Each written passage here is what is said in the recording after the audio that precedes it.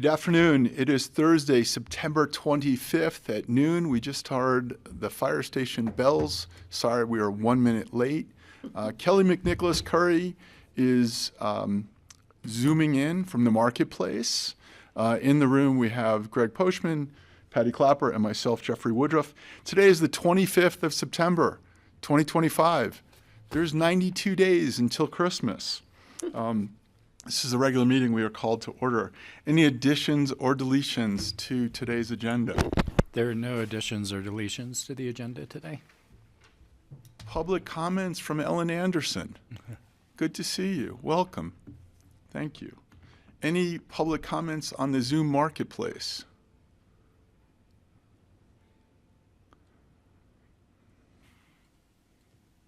Seeing none. Commissioner comments. So I didn't hear you say anything about Francie. Francie is attending the Transportation Coalition meeting today. Okay. And my comments are just it's beautiful outside, so we could move this meeting out to Veterans Park and I would be fine with that. We don't know how many beautiful days we're going to have left before we have snow, even though we've had snow on the mountaintops already. The leaves are gorgeous. Town is busy, yes. Really busy last evening. Lots of traffic coming through over the pass, people enjoying the colors. Again, you know me, just be safe out there. And please pay attention both in vehicles, bicycles, and on foot in walking around town, or people tend to stay on their phones a little much, both driving, which is against the law now, and walking across intersections, which is making me nervous. But enjoy. It's beautiful outside, and start preparing for winter because it'll be here before we know it. Thank you. Greg. Yeah, hi, thank you. Yeah, just some observations. I was at the Brush Creek Park and Ride this morning, and two Air Force jets came in very low, very fast, and so loud that it just completely shook the car and rattled my senses. The dog was with me, and the dog was less affected than I was. And then I got out and watched them, and they went down to the airport and then went straight up, up, I don't know, 10,000 feet up. These are the two military jets. Yeah, and off they flew. Very loud. But, for the first time, I've always loved it when those guys did flyovers. I've always loved it. But for the first time, my first thought was, who are these guys working for? And honestly, it gave me a chill. It's like, oh, just thinking about past events and a president who has been violating international laws with the various activities, taking out drug boats. It made me wonder, who are these guys and who are they working for, under whose direction? And do I have the assurance that they still follow our Constitution? And that's what ran through my head. And I confess it's the very first time I felt that way. So not to, it's just something that I thought I should share, because I think other people may have been off-put, perhaps, or surprised by it as well. The other comment is that today is the weekend. The airport's very busy. The weekend is an event, Silicon Valley giants and business, people. A lot of the richest people in the world are here this week and this Charlie weekend. Rose? Charlie doesn't come anymore. What's the event called now? But anyway, a lot of those people here, I don't even need to mention the names. They'll be meeting in town, and I'm just hoping that they pay attention to the people taking care of them and the work that has to be done and the distances traveled to service their luxury trip to Aspen and their meetings. If I have the opportunity, I'll tell them about it. So thank you. That's my comment for the day. And as Patty says, it's a spectacular fall day, and I hope we all get outside to enjoy it. Thanks. Kelly McNicholas Curry, Commissioner comments. Oh, I'm just sorry I'm not there with you all. I'm at home with a sick child today unexpectedly, and we will not be getting out to enjoy this beautiful day, but I hope many of you do. Thank you. We have the minutes of the, any other additional commissioner comments, staff comments? We have the minutes of the September 10th, 2025 meeting.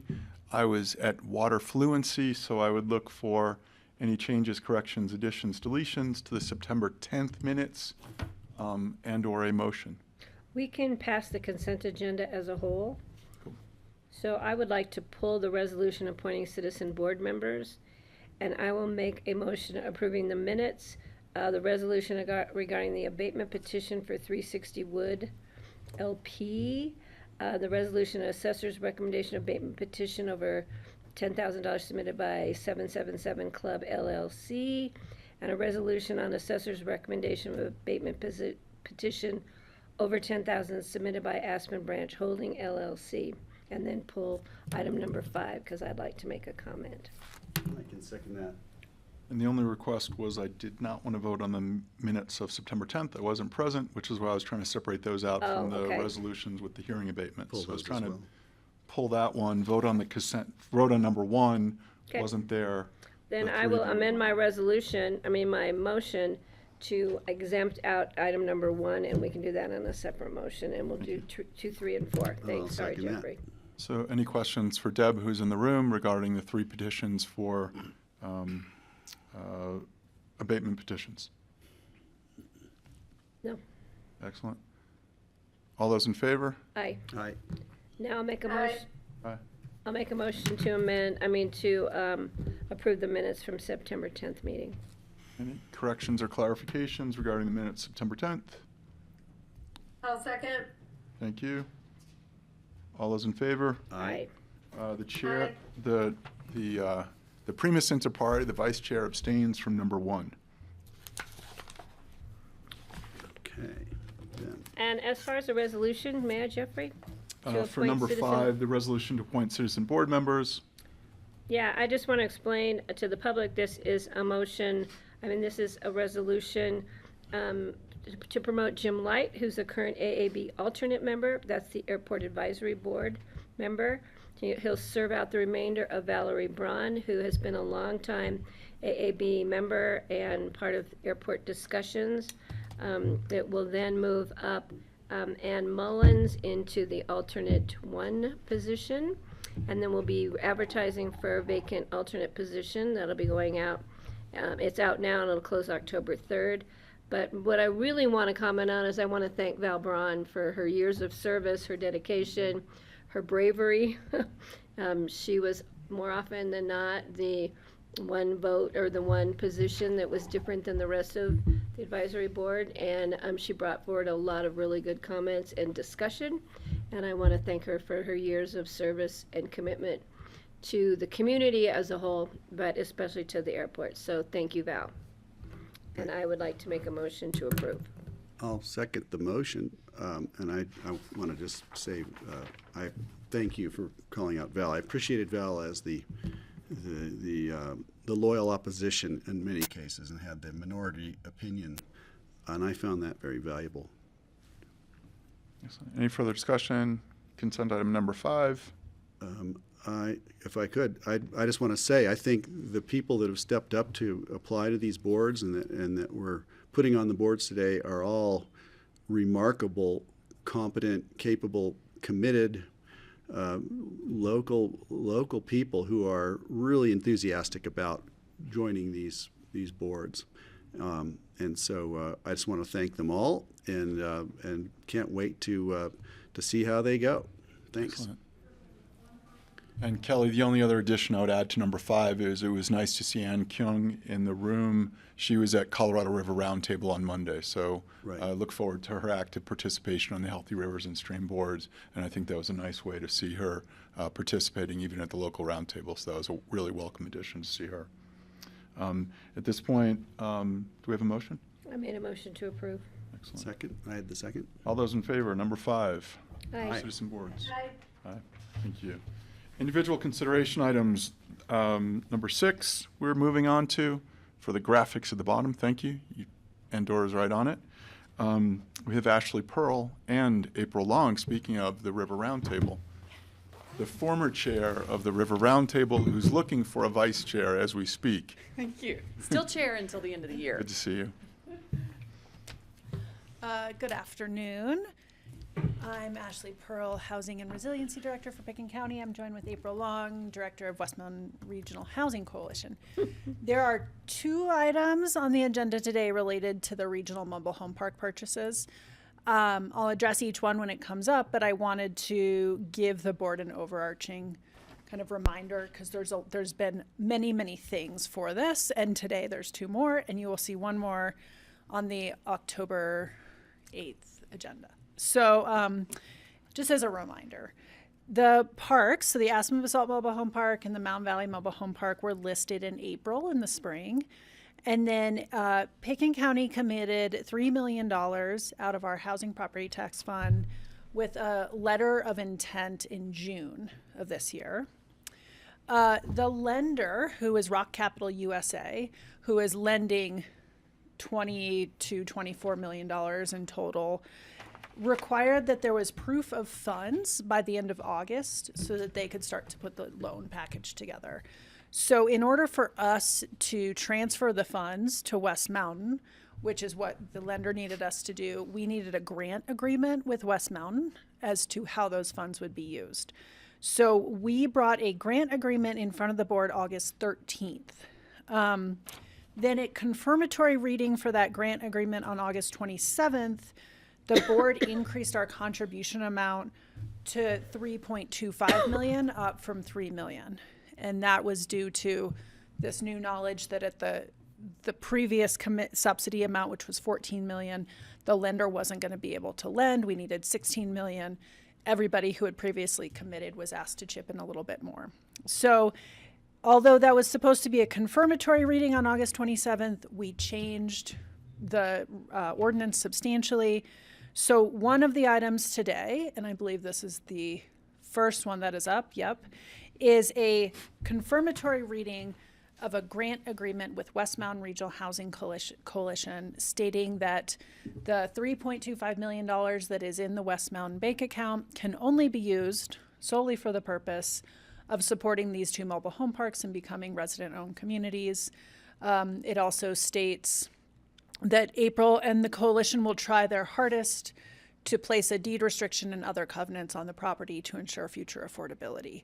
So that is what is up first, is this confirmatory reading of a confirmatory reading of $3.25 million to West Mountain. So I will stop there, and then there's an additional one which I can kind of pick up on. So the question in Ashley's AIS is, does the board support the $3.25 million? I'm sorry. Now that I'm seeing the title up there, this is the deed restrictions. Let me continue. This is not the confirmatory reading. This is the emergency ordinance. This is a new- Set for Number 6 is confirmatory the reading. dollar amount, and the question in front of the board is, does the BoCC support this emergency ordinance that approves the deed restriction language and finalizes the county's financial contribution of $3.25 million? Let me continue then. So in this grant agreement, which you will be asked to approve on confirmatory reading next, the grant agreement says that although we've transferred the money to the West Mountain Regional Housing Coalition, they cannot release it at closing until the Board of County Commissioners has approved the deed restriction, or what we're calling the restricted covenant on the property. This unfortunately has to be done by an emergency ordinance because the lender was not comfortable with the second reading being so close to closing, which would have been like October 8th and closing is October 13th. So that's why it's an emergency ordinance in front of you approving the deed restrictions. And I actually would love April to give just a highlight of what is in that deed restriction. Huge shout out to April and to Tim, who works for Thistle Rock. We all are really familiar with deed restrictions in the Upper Valley, and Thistle Rock is not familiar with them, nor are the residents. And there were so many parties in this negotiation. The lender, Thistle Rock, all 120 plus residents of both parks, and all of the governments, and Atlantic Aviation and SkiCo who have given money. So April did a tremendous job of trying to represent governments and what we all wanted to see in there, while understanding that we weren't going to get every single thing we wanted naturally. So, but I think the deed restriction we have is really guarantees quite a bit of future affordability and definitely got at what the board was concerned of, these kind of worst case scenarios. So we probably don't want to go line by line, but just a couple highlights of what's in there. Yes. Hi, everyone. Just want to take a moment to acknowledge where we are before I get into this deed restriction. This has been amazing, an incredible effort, attributable to leadership by Pitkin County and other local governments. I've never seen anything like this happen in our community.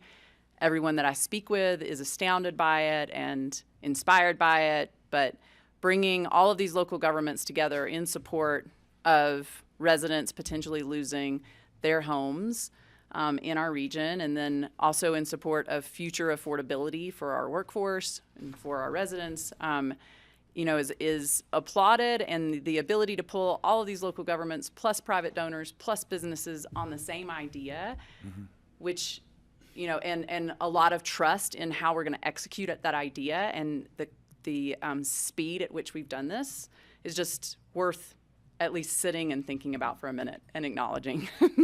So thank you all very much.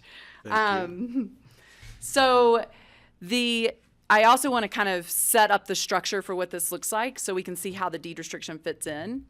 But per all of these commitments and grant agreements with West Mountain Regional Housing Coalition, we then are turning the funds towards this purchase through a loan agreement. And so we're in fourth position in this purchase, in these purchases, behind several senior lenders. And so the terms of our loan agreement are the adoption of the restrictive covenant, the deed restriction. And I just want to, should I go through a little bit of what the loan agreement is right now, or is that coming up later, or just for, okay.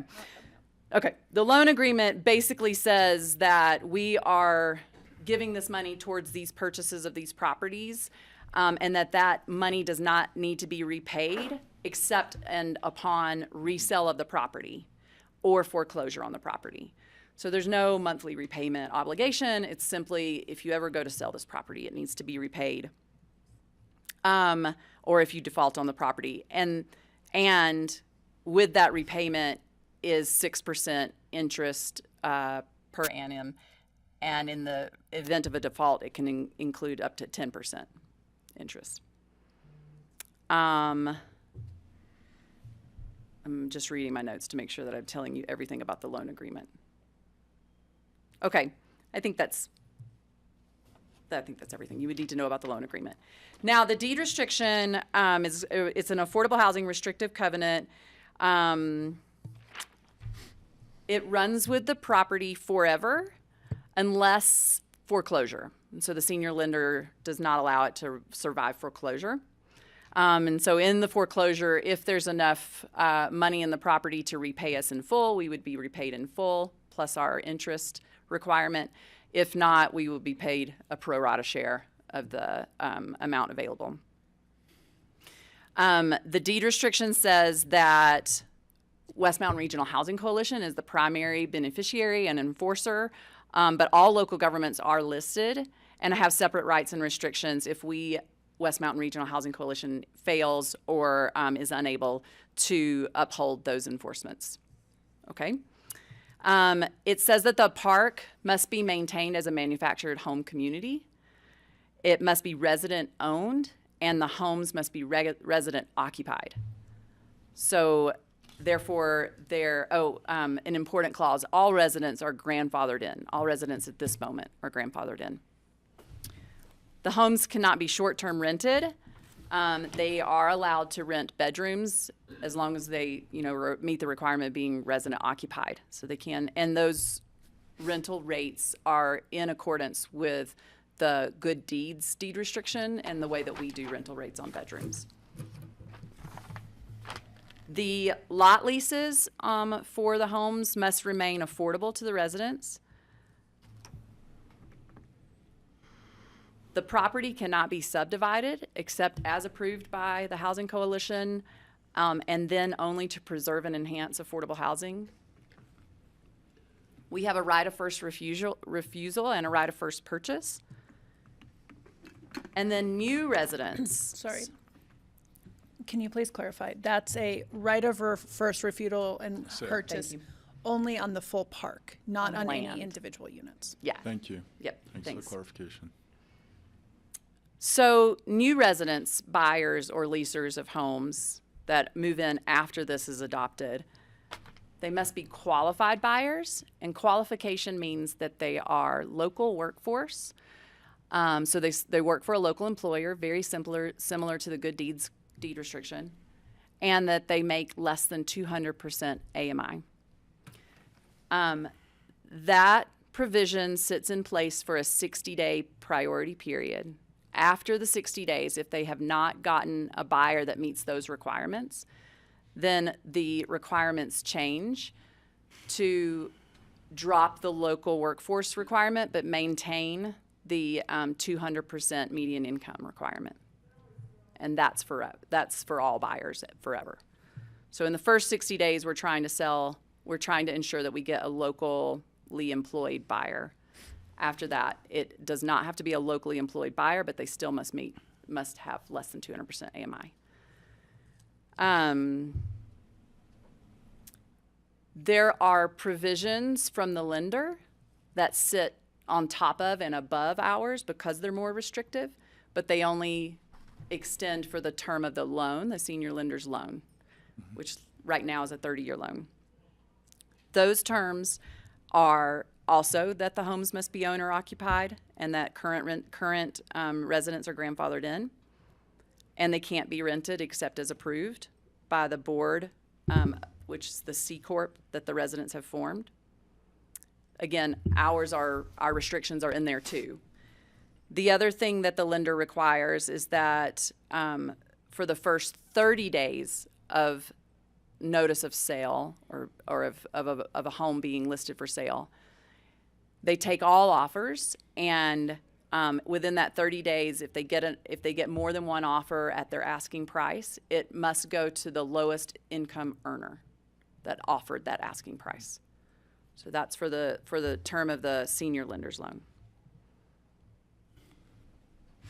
Those are all of the big pieces that I can think of, but I'm happy to answer questions if you want to get into any more details. Patty Clapp. So the subdivision, I had that highlighted on your bullet points on the AIS. And so I'm a little confused because you said it says the properties, not property, the properties, which would mean individual properties, could all be subdivided? Is that not true? That's not true. The park cannot be subdivided. So it might mean that property versus properties, one park, two park. It's confusing because we're putting this deed restriction on two separate properties. Okay. Yeah. Okay, so you meant the two different trailer court properties can be subdivided.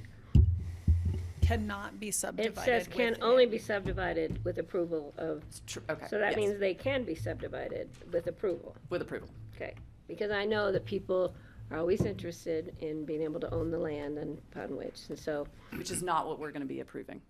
right, Okay. okay. Also, that's not just our requirement, that's a requirement of the Of lender Ron. too. Okay. Yeah. Couple questions. Greg. Thank you. Thank you. You mentioned affordable to residents, and I'm wondering how that metric will be determined. There's a manufactured home stipulation, and I wonder, what does that mean? That it seems like the sky's the limit, and it'd just be nice to know what the guardrails are. If the technology of homes changes and things change, manufactured, it means it has to be prefabricated and brought in, I assume, rather than stick-built on site or something. But I don't know quite what that means. The next one was the sale will go to the lowest income earner who is qualified to make the purchase, right? So they have to meet the qualifications and the financing before they can get in. But if they're the lowest income earner, they've got a leg up. Thank you. And then finally, the other question was, I haven't talked to them, but I've been getting calls from, I assume, at least one homeowner or whom somebody represents homeowners who seems to be concerned about, maybe it's the amount of money put in, or there seem to be some fears or concerns, and I'd just love to hear your comments on that, assuming you're fully in the loop on that. Thanks for all that. This is great, by the way. You're doing an amazing job. I just want to say this is incredible. So thanks for keeping it together. Yeah, thank you. You want me to answer your questions? Yeah, sure. Okay. Only if you want to. Yeah. The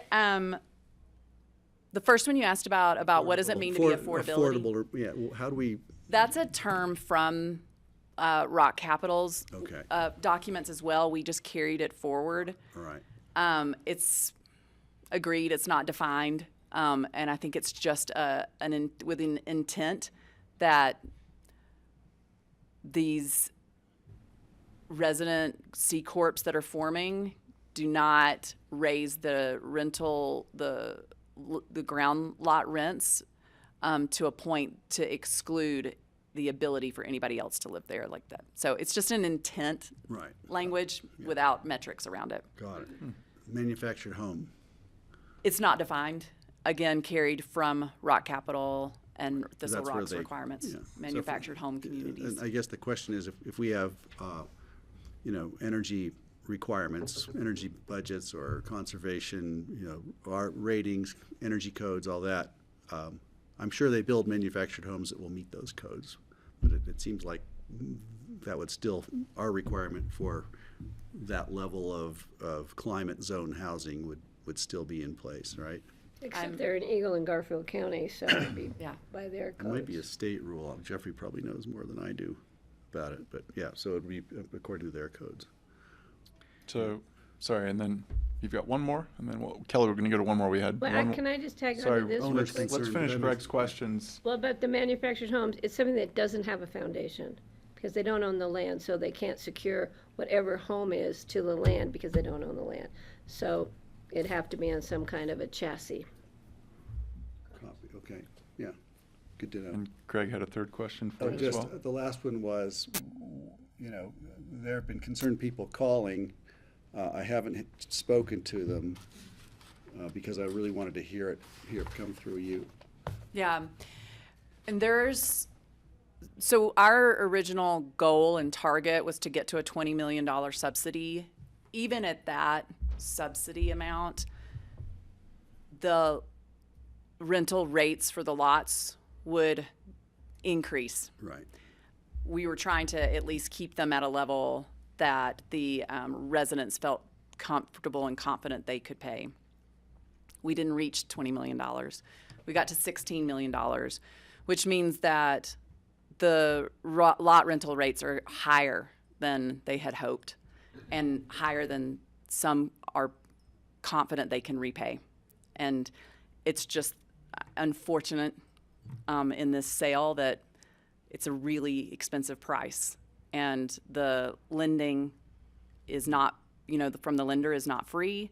There are repayment schedules. We're providing everything that we can to try to keep these lot rent rates low. We had to call it at 16 million because now we're prepping the loan documents and we have to move forward with closing. We are continuing to fundraise in an effort to provide rental assistance for those situations where the residents cannot, make the new rent price. And so After close. after That would closing, be. yeah. right. And right. so, We got across. yes, without a doubt, these rental rates are going up and they are going to be unaffordable to some of the residents, per their residents, what they've stated they can afford. Right. Greg, any follow-up, or I'm back That's to it, no, Kelly? I'm good, go ahead. Okay. Commissioner McNicholas Curry on the line. Thanks. Sorry, I'm hearing April and Ashley and John really well, but not the commissioners so much. So I'm not quite sure what's happening on that side of the table. But I'm hearing everything you're saying, just it's muffled. So I wanted to just address Greg's comment because I know this came up recently in a different context, and I don't remember exactly what that context was, but the state is working on codes for energy performance for manufactured housing, and we will incorporate that into our energy code. From what Jeff Erickson has said, we do not address that currently, and so any any upgrade, any improvement, any code language from the state is going to be beneficial to us and an improvement from our current status. And so I think that's true across the state. So hopefully that would resolve some of your concern about, you know, the improving quality of new manufactured homes. Thank you. Kelly, anything further? Thank you. Is the sound better now? From the commissioner side, same? Okay. Can I? You haven't all said much, that's all. I'm just leaning in, listening. No worries. Thank you. And Patty Clapper. Yeah, I want to add to the fundraising. I just read that the ski company is being very creative, and I want to thank them for their previous contribution, but also for the sale of their trail signs, with the proceeds going to help with this difference that we would like to cover. I want to thank them. And again, Atlantic Aviation for their contribution was big. And I'd like to encourage anyone, private or public sectors, that we will welcome any other contributions moving forward. Again, I would like to see Garfield County. I know they're supporting these purchases at the table, but would like to see them support them at the bank.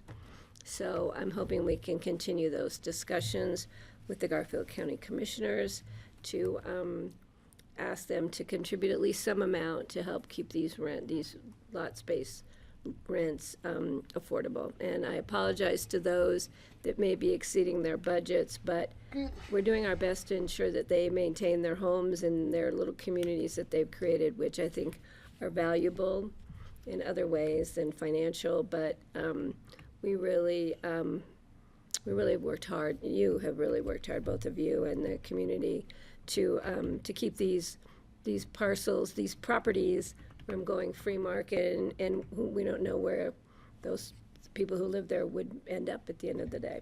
Right. So thank you. Thank you. Further questions or comments for April and or Ashley? So it is, are we going to take each of the resolutions separately? Excellent. And we're going to take public comment on number 6. No, this one is a Emergency first ordinance. read. Okay. So I'll make a motion to approve an emergency ordinance.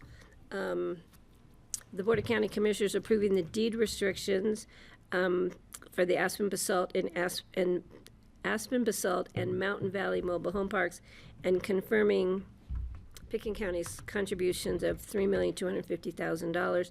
I also want to thank the legal staff, especially Anne Marie. I know worked really hard in these deed restrictions.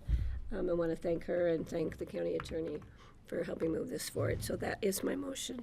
Do I have a second both on the ordinance as well as the comments? Second. Greg, any further discussion? All those in favor of individual consideration number 6? Aye. Hi. Aye. Thank you. Thank you so You much. guys, so wonderful. It's amazing. We're not going anywhere. Don't go anywhere. Don't go anywhere. Don't change that channel, I think is what we grew up with, they would say. So the individual consideration number 7, again, an emergency ordinance, confirmatory reading. The Board of County Commissioners, which is the granting of the funding. So the deed restriction was the first ordinance, and the second ordinance is the granting of the funding. Yes. Ashley Pearl and April Long from the West Mountain Regional Housing Coalition. Please join us. Still here. Thank you. So this is the first one that I talked about, where in order to transfer the funds, to show the lender proof of funds, we needed to have an agreement with April and the coalition on how those funds would be used. So it came in front of you first on August 13th for an emergency ordinance.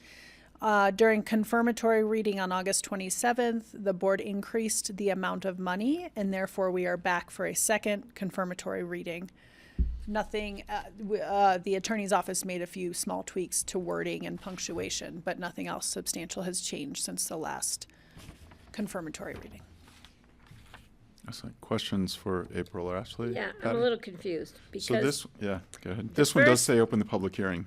Yep, but I just have a question. Yeah. The first one that we just approved also included the $3,250,000. And then this one is confirming the $3,250,000. Yes, in theory, this one that we're talking about right now, the grant agreement, should have been long done at this Okay. point, and so you would have been. So we're just following up on the first emergency Yes. reading. Okay. But September since I you're just wanna doing make them sure both we're at the keeping same it time. clean. Item 6 in the deed restriction is the action by which the county's dollars show up at closing with the approved deed restriction. And Item item 7 is a confirmatory reading of an action that you all have already taken. Okay. Okay, thank you. Just want to make sure everybody's clean on that. So thank you. Yep. Thanks, And- Jeffrey. Thank you. Rye, while we have you, has there been anything back in terms of due diligence, any red flags that should be coming back to the board with regards to either park? Maybe Ashley and or April could help with that. There hasn't been anything that's been flagged in the attorney's office. Most of the due diligence has largely been pursued by the lender. And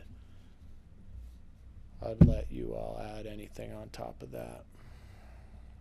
I would say that the senior lender, I think the best way to describe this is included estimates in their acquisition price for capital needs that they, were very conservative in their estimates, anticipating that there would be significant capital needs coming into these projects, and have decreased those amounts as they're getting their reports back. So there are less concerns, less significant needs for both parks.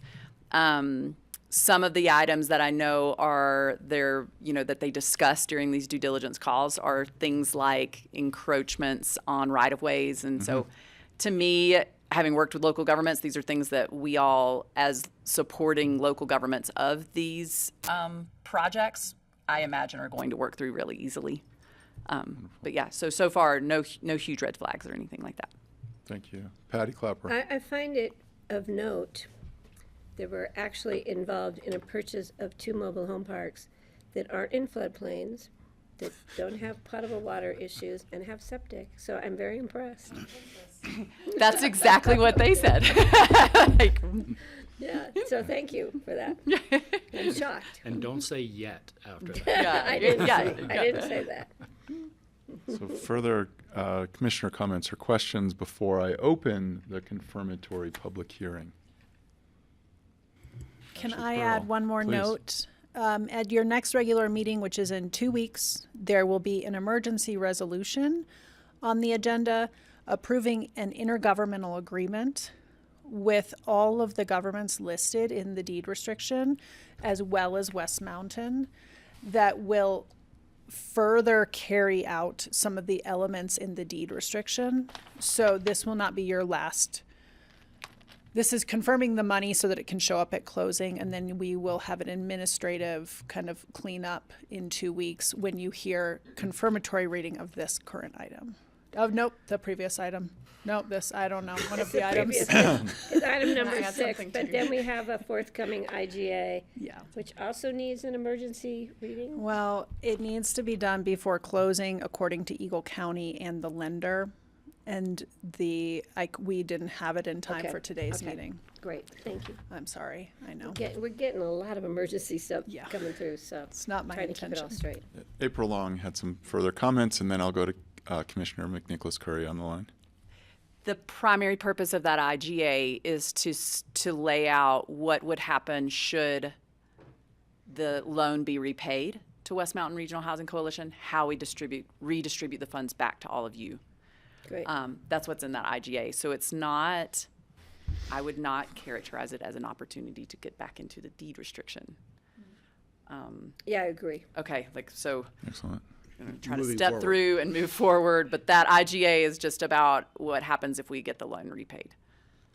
And how it does include if West Mountain does not enforce or is unable to enforce on the deed restriction, how you all would make a determination about who does step in at that point. Okay. That's what it's gonna say. Okay.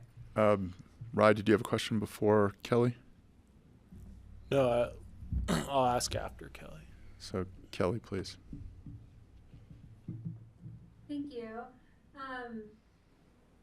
I think we're seeing all these emergency ordinance because we have a very restricted timeline under which to act. And, you know, I also just want to recognize there are other parks for sale struggling to figure this out in our region currently. We don't, you know, we this is an institution, this is a structural problem that I look forward to spending more brain power on trying to solve for a longer term remedy. I am curious, can you tell me what was the number of days between when they received notice of their right of first offer and when the offer was actually made?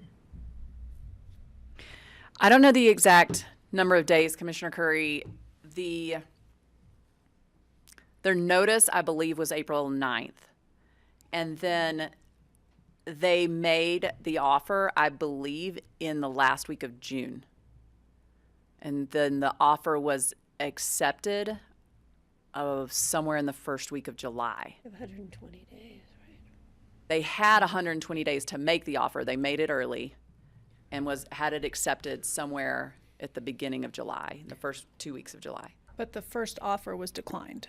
So it was the second offer that was Yeah. accepted. Yeah, it was negotiated. Yeah. It'd Yeah. be so, Yes. eventually, sometime, it'd be so helpful to kind of jot some of this down as a case study. I know I've already been talking to some folks about reform for this, because it really is like, it's like practically a miracle that this is all coming together. And, you know, I don't think that we should have to rely on miracles for our affordable housing programs around the state. So that would be great. And then, and just again, for future understanding, the timing between when the offers were accepted and closing and kind of understanding that process better would be great. Thank you. Thank you. Yes, from the time the offer was accepted, there was a 45-day due diligence period and a 30-day closing. So I do know those terms.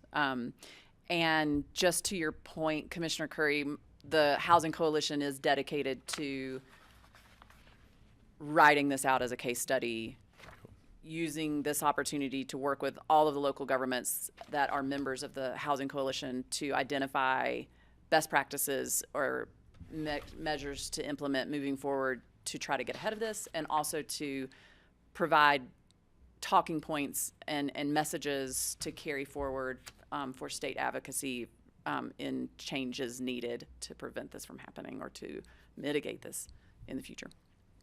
Thank you for that clarification. Anything further in the room? Otherwise, I'm going to open the confirmatory public hearing.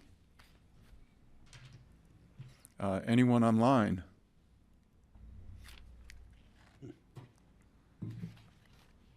Anyone in the workplace? Good. I'm bringing it back to the Board of County Commissioners, closing the public hearing. Anything further, Greg? I'd love to make a motion to approve. And then also I just want to, as Patty's done so well, just compliment you on, and on our attorneys on answering all the questions we had, making sure the public funds are secure in the event of, you know, unforeseen circumstances with the organization. I'm comfortable that this is going to go forward, and we have recourse of public funds will not disappear. Won't go away if there's a foreclosure or a, default or something. I think we're well protected. And I'm confident you've done the absolute best you can for the homeowners. And I hope the fundraising continues. I'm hoping, the people who depend upon such services from the people who live there will continue to pony up, and we can get them to an affordable level of ownership. And so I'm optimistic and really grateful. Thanks. Thank you. And that was a motion. I'll second that motion. I have a motion and a second. I assume Commissioner Clapper's second included bid often on the Aspen Skiing Company signs in order to continue to fund the mobile home park acquisition. We don't need. And so I have one more clarification, I think, from April, a motion and a second. April, you had something further? Just to add, there is a fundraiser coming up, if I may, Thank you. for the Mountain Valley Mobile Home Park residents in Carbondale at the 3rd Street Center on First Friday, where we're showing a documentary film about mobile home park residents, very similar to this situation, and raising funds for their rental assistance program. When is that? It's October 3rd Friday. at the 3rd Friday. Street Center.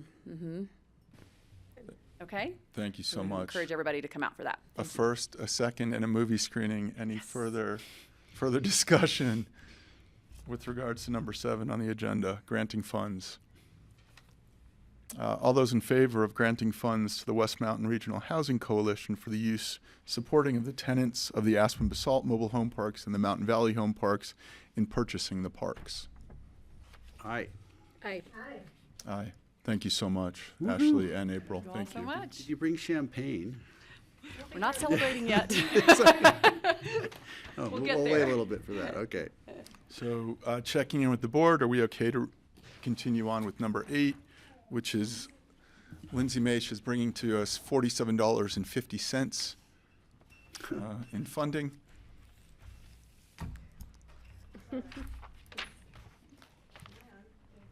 You're up.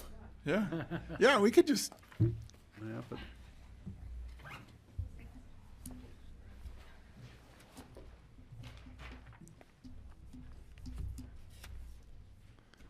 We're moving.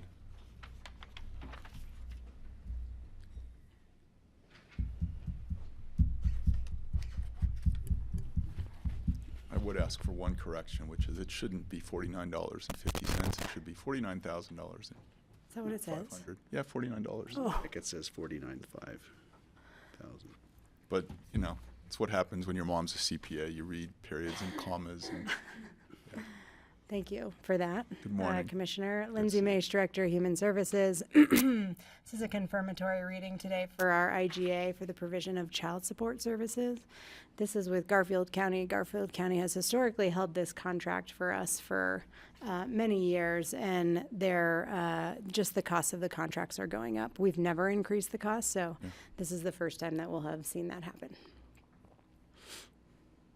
questions for Lindsay other than periods and commas? So nice to see you again. So often. 2 days in a row. Lately. Oh, and weeks in a row, too. We saw her a lot. We see her a lot. We like that. Any further details, anything? Pretty straightforward. Yep. Public hearing. Public hearing. I wish to open up the public meeting and see if anyone online wishes to comment on number 8, which is an emergency resolution of the BoCC approving an IGA between Pitkin and the Board of County Commissioners of Garfield County for the provision of child support services. Seeing no one online and a head shake in the room, thank you. All those in favor of approving the IGA, number 8? Aye. Aye. Aye. Aye, we got 4. Thank you, Lindsay. Wonderful to see you. I want That to was thank easy. Garfield County for And thank you, working Garfield. with us on that. I'll make sure they know when I ask them for money for the trailer park. They did receive the thank you note. Oh, They yeah. were very, they were very When welcoming I talk to for Perry, that. I'll let him know how much we appreciate working together with Garfield I County. appreciate that. Thank you all. Thank you. Thank you. Looking at the board, do you need a break or we can go into budget? I could take a 5-minute break. So Kelly, at this point, It's okay. Greg has requested a 5-minute break. We will be back at 12:54 and with Connie Baker's 25th anniversary. 20. We will see you in 5 minutes. Thank you. Ooh, I heard those knees crack. I know, yeah. That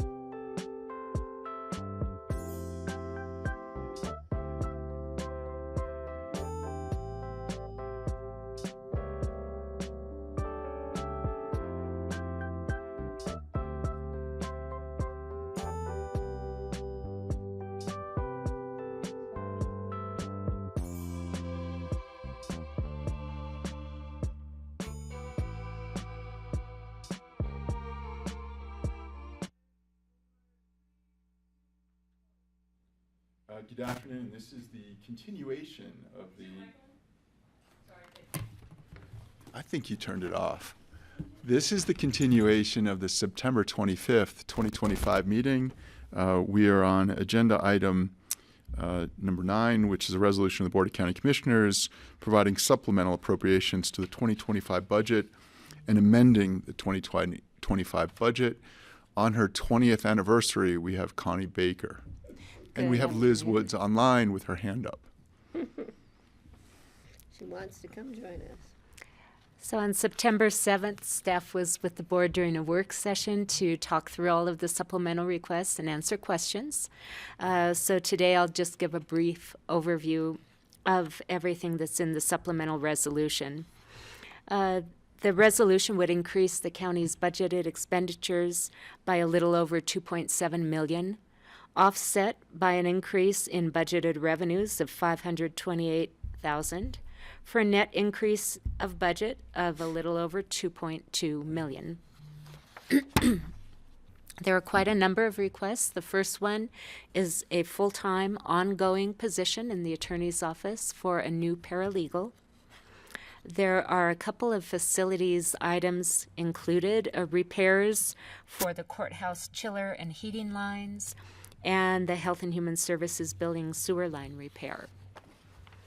In the capital fund, there's the building access control project, which is needing a little additional funding to complete the project.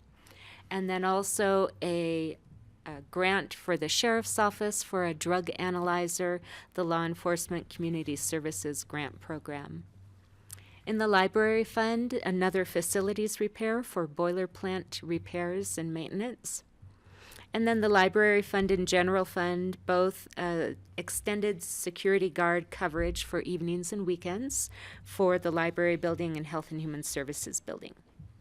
In the Human Services Fund, we have a request to increase the Community Assistance Fund pool by $25,000. This is to meet basic needs like housing, utilities, and food.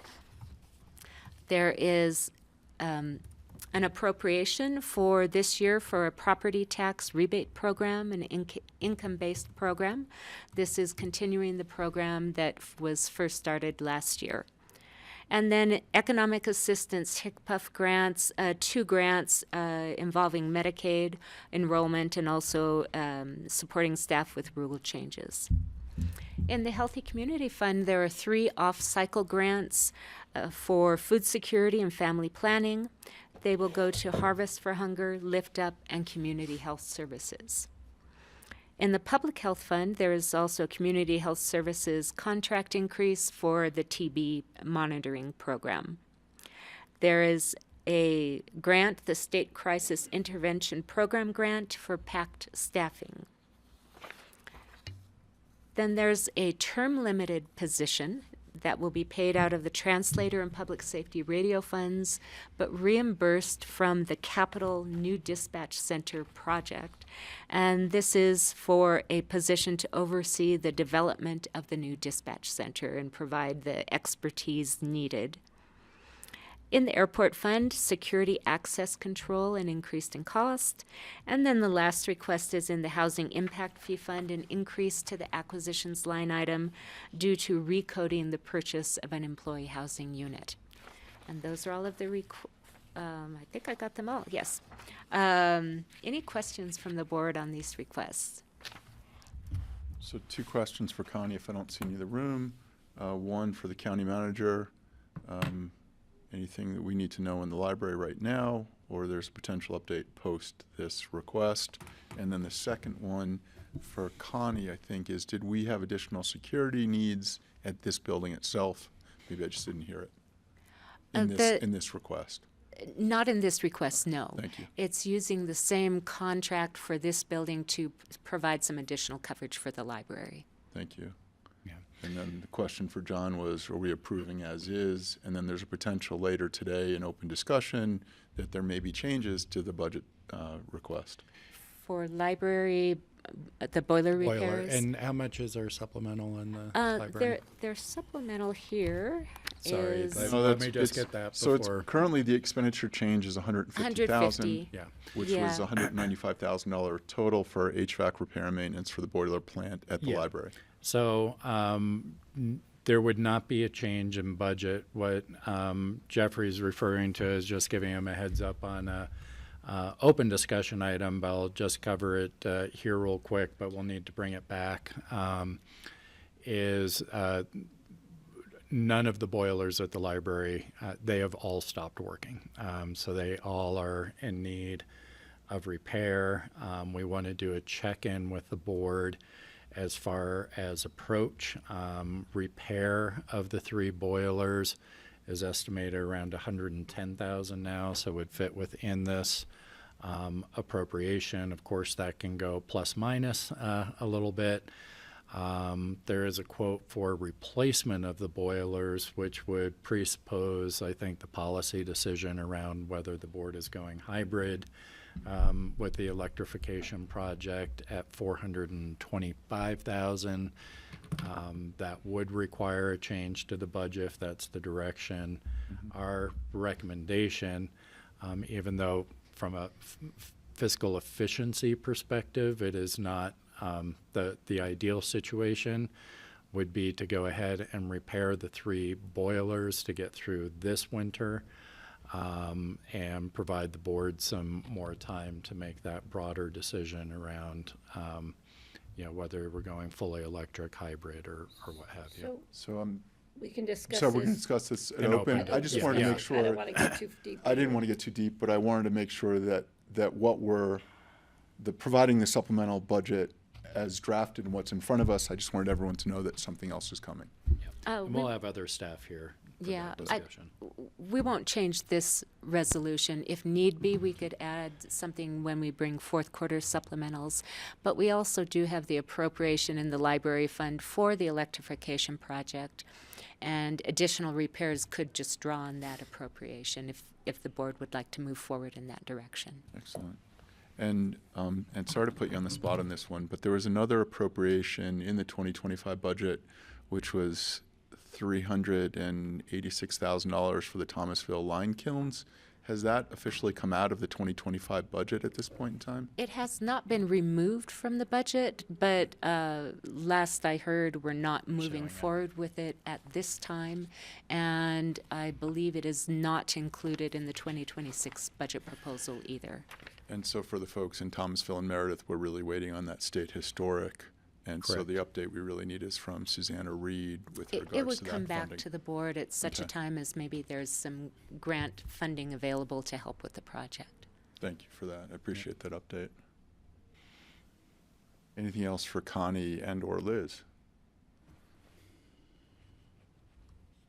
Kelly, any questions for Connie or Liz? No, thank you. At this point, it is public hearing. Any public wishes to make comment? Mr. Holsinger is signaling no. Mrs. Young is signaling no. Ashley's not signaling. I'm bringing it back to the board if I don't see anyone, and at this point I would look for a resolution providing supplemental appropriations to the 2025 budget and amending the 2025 third quarter that we already approved on first reading on 9/10/2025. So moved. I'll second. So we have a motion by Greg and a second by Patty. Further discussion of the board. Seeing none, all those in favor? Aye. Aye. Thanks, Connie. Hi. Thank you. Aye, Kelly, I know you came off mute, but we don't hear you now. I just want to make sure you're, Eyes. Can you hear me? sorry, we've got some sound issues, Kelly, in the room. That looked like an eye. No, you're good. I see the eye and the okay, and Dora's checking on the mixing table. Well, she improved the sound from you all before. Can you all hear me? Yeah, we got you now. Thank you so much. Connie, thank you for your Thank you. time, and Liz, thank you for your time. And happy 20th. At this point in time, we are, and Dora, moving to agenda item number 10. We are welcoming to the dais Paul Holsinger and Jesse Young.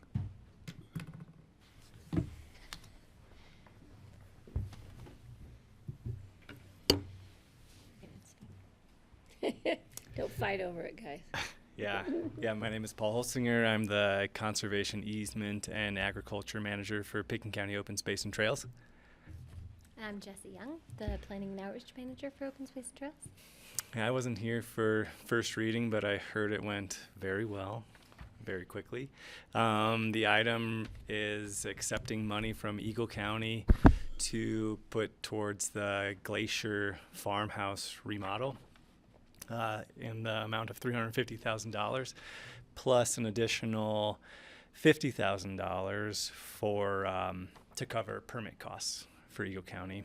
And I want to thank their staff and those commissioners on the other side for putting that money and helping us with this project. I think it's going to be really great for that area. We have put it out to RFP, just so you all are aware, and we got some good bids back. So we're moving forward, and this amount is certainly going to help us, and we'll be talking with them soon to help cover some more projects over there. But nothing has changed since first reading, and we can answer any questions you might have. So the only question was really with regards to any potential state funding. We keep just hearing some no's. And Yep. any other insight in terms, sorry, I'll leave it to Yeah, you. no. I think that came up from Patty last time, and we are getting our ducks in a row to submit an application to the State Historic Fund for the barn restoration, so just opposite it. So the first phase would be stabilizing the barn, and then a second phase to kind of make it operational for agricultural uses. So that's where we're kind of looking for statewide partnership. And this is our third time going to them. We got 2 no's. Keep our fingers crossed Third for time's this. the charm. Do we need, so Eagle commissioners or Pitkin commissioners or congressional support, can we provide anything else to you in terms of the state grants A letter of support would be great. from the board? We can reach out, ma'am. Okay. We're in the process of seeking those letters right now. Wonderful. We welcome that. Thank you for that Yeah, we can ask. fulfill that. That's great. I agree. Yeah. Any further questions? This is a public hearing. Seeing nothing on the board. Mr. Pendarvis, any questions for Open Space and Trails? Anyone online? Mr. Borst, any questions for Open Space and Trails? Bring it back to the board. Do I have a motion? I'll make a motion to approve an ordinance, the Board of County Commissioners, a resolution, sorry, I was already going to the next one. A resolution of the Board of County Commissioners approving an intergovernmental agreement between the BoCC and the Board of County Commissioners in Eagle County, Colorado, for the restoration of the historic Glacier Farmstead, which is an amazing parcel. The house, the barn, the outbuilding, whatever, it's really a great little spot I'll tucked back second in that. there. So, and the commentary afterwards. And the comment. And any additions? approve of Do you everything. You want don't to have to share approve the the lovely commentary. partnerships that we're continuing to have between Eagle and Pitkin in terms of open space? I think that, well, with my second, the comment would just, I've seconded it, my comment would be, I am so grateful for that partnership with Eagle County, and I think their enthusiasm is as great as ours. Thank you. Thanks for that. And thanks for the continued partnership. Really appreciate it.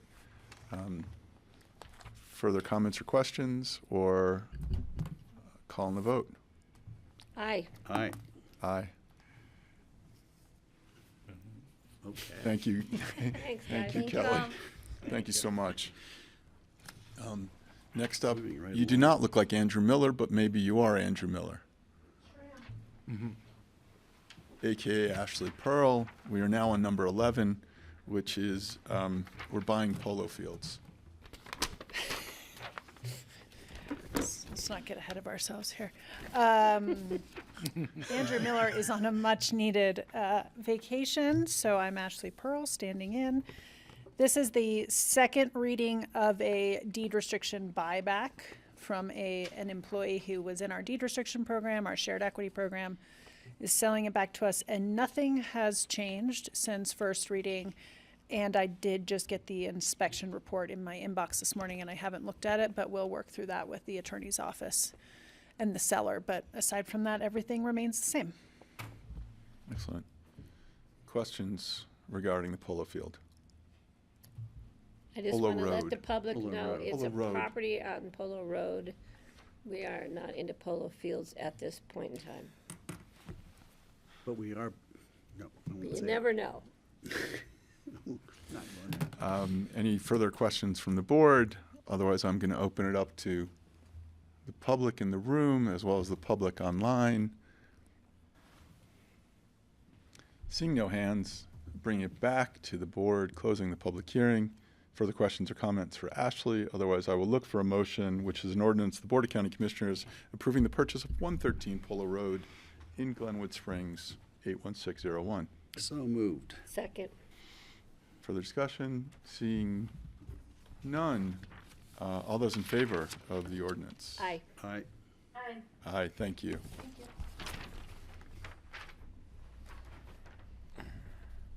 You're setting a record here, speed record. So we are now on to the land use We got portion of 3 this hours of CCI. portion of this evening. It is 1:12. We are calling Mr. Franco Palumbo to order. So if the community development folks would go from the second floor to the first floor, that would be appreciated. I don't see him around, but I'm happy Yeah. to help continue this item if it's okay with the vice chair. That would suffice. Ryan Neely, County Attorney, this is a resolution, looks like a misprint on the agenda here, but it looks Continuation. likely a resolution approving the Gardner subdivision conceptual submission, rural area residential GMQS competition activity envelope and review, and special review for a caretaker dwelling unit. My understanding is that this is being continued at the request of the property owner. The date for the continuance is October 8, 2025, or the proposed date for the continuance. Looking at the county manager, no issues with the October 8th. We got a head shake in the room. And I should have mentioned it is a public hearing, Vice Chair. We need to So- open the hearing and continue it. So at this point, looking in the room, we're opening the public hearing to the room, seeing 2 X's from the room, and looking online, it's the same person online who's in the room. Seeing no comments from the public, bring it back to the board in order to continue the public hearing to October 8th, 2025 of the Gardner subdivision. I'd make a move to continue to October 8th, 2025. I'll second. Excellent. Greg and Patty, any further discussion about the continuation to October 8th, 2025? All those in favor of moving to October 8th, 2025, the Gardner subdivision? Aye. Excellent. 4-0. Thank you. That concludes today's public meeting. We are now in open discussion. There are 2 items on the open discussion. There's one addition to the open discussion. Maybe 4. I've got a few more. So the open have discussion list is continuing to grow. Are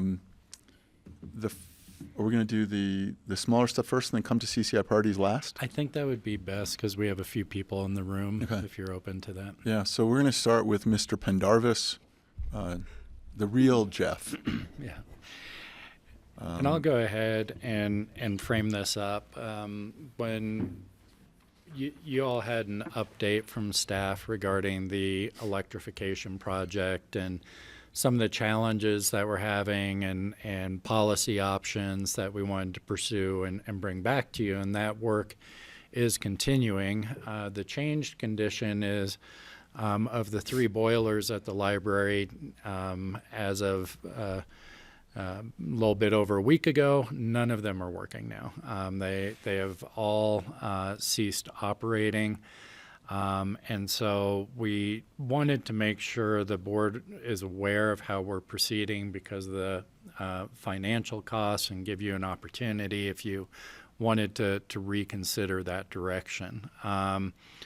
Jeff and his team have worked to get an estimate for repairing all 3. Right now, we are recommending repairing all 3 because of how unreliable these boilers have been. There are options to do 1 or 2 that we can talk about, but Staff's recommendation is to repair all three. As we just discussed, that cost will come at about $110,000, and that it's likely, our experience has been, those repairs last 1 year, not multiple years. And so it's a very large expenditure to make for 1 year of repairs, but it would, and I'll let Jeff kick me under a tail if I'm wrong. It does get us, we believe, through the winter with our fingers crossed and a little bit of hope to do that.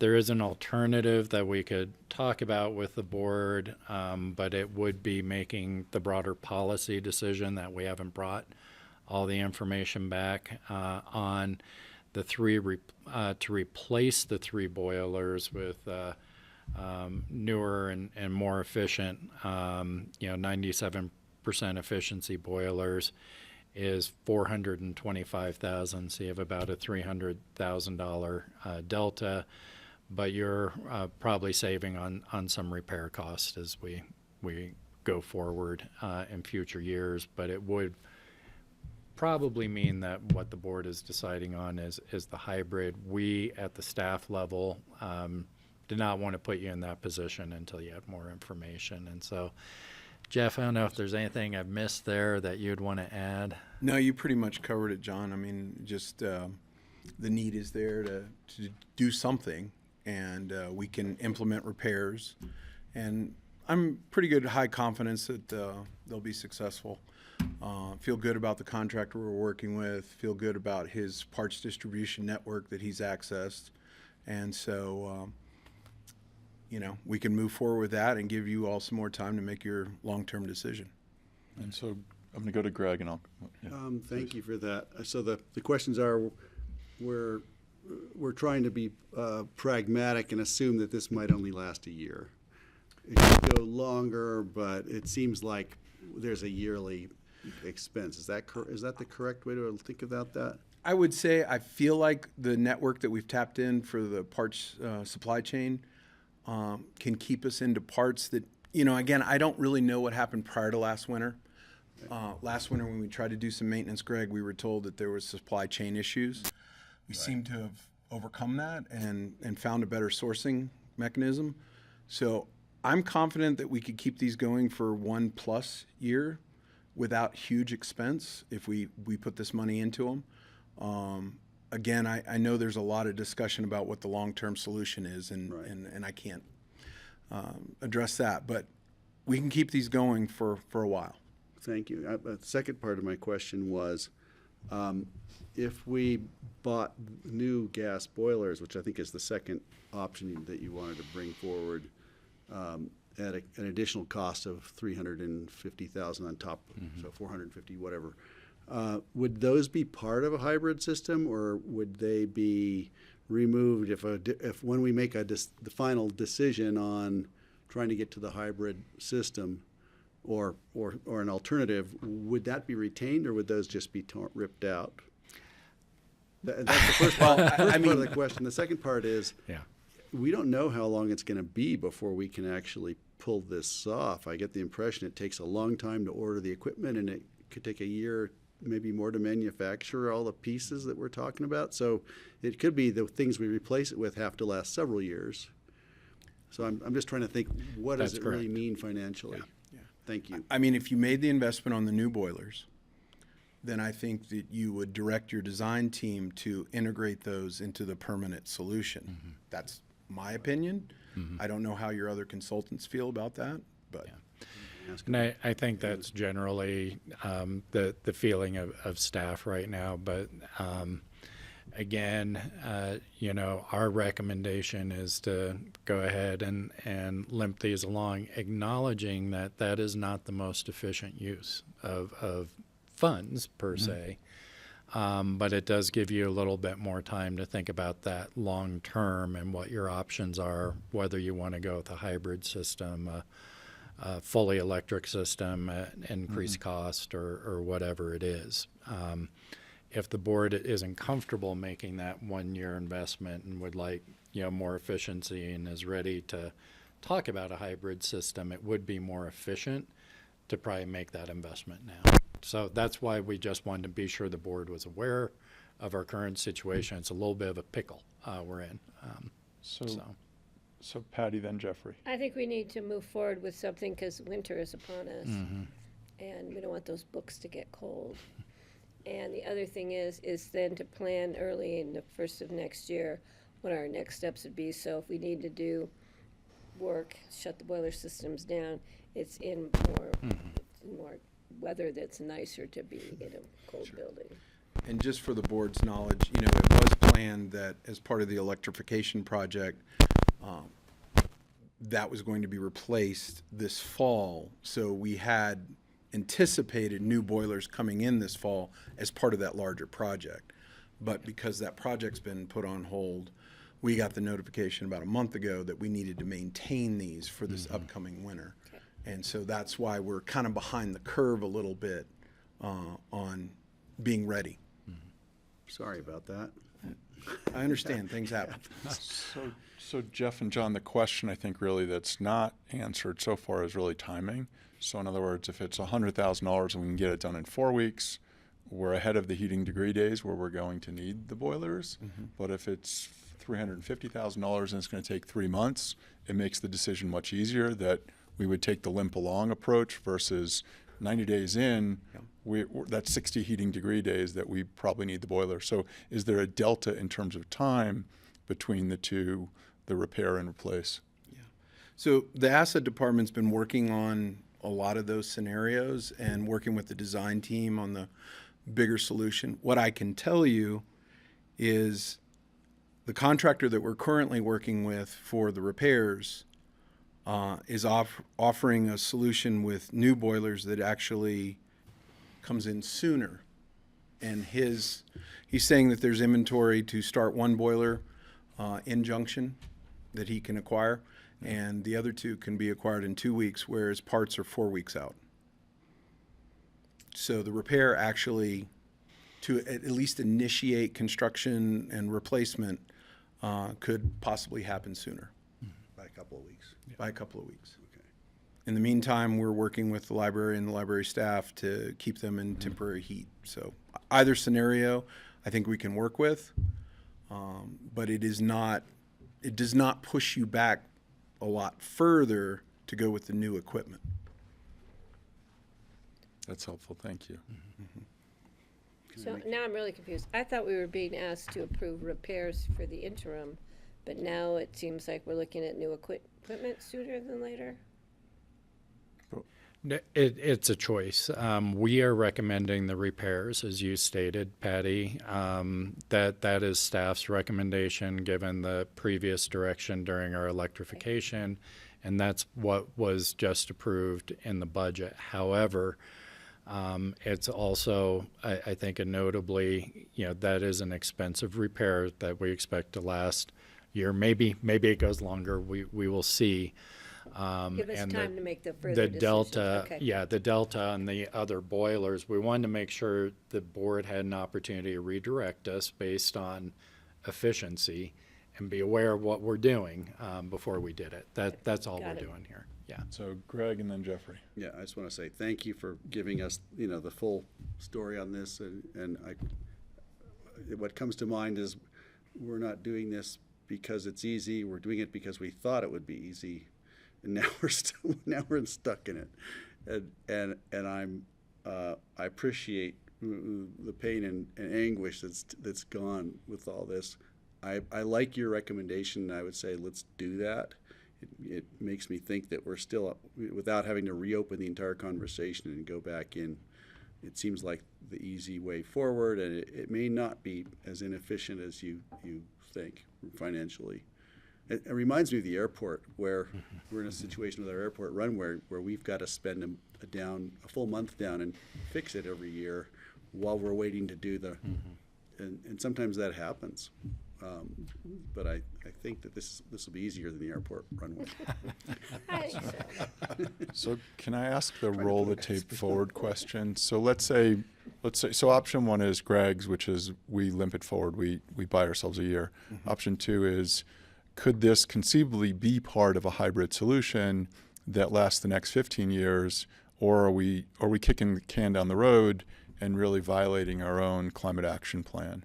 And so is there a way where we're going to bring in the cold source heat pumps and do whole building electrification, but instead of Tesla batteries, we've got 3 gas boilers as our backup. So there's a gas backup for basically our primary, which at the end of the day is electric. And so we've really changed the course of what we're going to do with this building for a marginal amount of money that's not going to break the bank, and it's still within reach, and then potentially shorten the time frame and improve the thermal comfort in the library. Sorry, short question for you. These boilers haven't worked well from day one, and I think we'd be very, very reticent to recommend keeping them even in a hybrid system. So no, my question was I was throwing I'm out the sorry. repair. So I think what Greg just said was, let's go repair. Oh, I apologize. And then I said, well, misunderstood. okay, that's option 1, repair, 4 weeks, $100K. Option 2 is, how does this fit into a longer scenario where you buy the 3 new boilers, we do spend more taxpayer dollars, but we know these are going to last 15 years. Could this be part of a friendly climate solution that fits within our cap and shows that we're still walking the walk? I don't think that would be irresponsible. I think that is a viable option, that you could put this equipment in, new equipment, 15-year lifespan is a minimum, and then direct your design team to work electrify. with them on the long-term solution. I think that is a viable option. Yeah. Because what I don't want is, or just the follow-up is, we spend 100, we do this again next year, and we spend another 100, Sure. and we could have had the brand new car, if you will, and we've outlaid 50 cents, on the dollar. I think the discussion for the board is the goal of gas boilers as the backup or electric boilers as the backup and the secondary. Yeah. And that's a much longer, bigger project to get the infrastructure in to accommodate those, whereas this is more of a plug-in and play. But that's 1,200 phase, that's a new, that's new transformer, service, new vault. Yep. I mean, you can hear where I'm leaning, and I'm not going to push the board, but it seems to me that wisely spending money on new equipment versus sort of repairing my mom's, Datsun Maxima, which I think they're now called Nissans. It doesn't sound like fiscally prudent to keep throwing money at something that we know is going to limp along and that still may fail during the same winter, even with the repairs in place. So I'm, again, I it's appreciate a coin toss, but I'm trying to make the other, If I could, I'd want to hear from the consultants to make sure that what Jeffrey's proposing is really, I don't know. You gave the impression that maybe we need to check in with them regarding if we replace these things as quickly as Jeff proposes. Will they say, well, that wasn't actually what we were thinking. That's a different system of boilers. This isn't the right one. And we are not prepared to make that presentation to you, which is part of how we ended up on the repair. Yeah. Right. So I think it requires circling back to those guys before, but I love what he's saying, and I was going that way also, but then I got the idea that perhaps we'd want to hear from them first. I would not recommend, if I'm hearing you correctly, waiting for the consultants to give you a recommendation to make a decision on repair or not. We need to do this before it I gets. think we need to move forward in getting some heat in that building and give us time to really come up with the best solution for the long run. but I'm, Thanks. Yeah, I understand your position, Yeah. but I don't, exactly what Greg was saying, or the parts didn't come in or something, because we But, don't know what's happening in the world around us. And I don't want people in that library to have to be using electric heaters to keep their feet from getting frostbite. But I'm hearing from Jeff that potentially you could have your junction boiler here next week. Well, that's potential. We don't know for sure, but we're just saying, have we had that full evaluation from this provider? Is it sitting in Grand Junction in a box?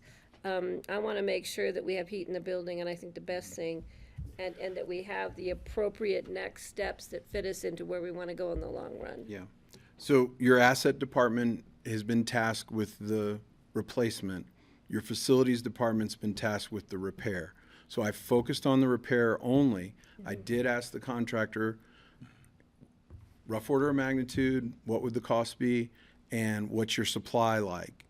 He told me the 425 number, and he told me that one's available in Junction and that two are 2 weeks out. So parts are 4 weeks out. So that's what I've been told and what I've been tasked with. So what happens if we only have one boiler, we have two that are not functioning, and the other two are on the way? One boiler heats your building, but it doesn't offer redundancy and backup if it were to go out. I haven't had much luck with stuff over there. I understand. That Yeah, building- I'm more comfortable with going with the repairs and giving us some time to make sure we have everything lined up. But I understand if there's something sitting in Grand Junction, we've just had so many issues with supply and demand that it's hard to not have something in our in our cold little hands. Yeah, so. Lots of questions. Yeah. Kelly, we'd love for you to weigh in.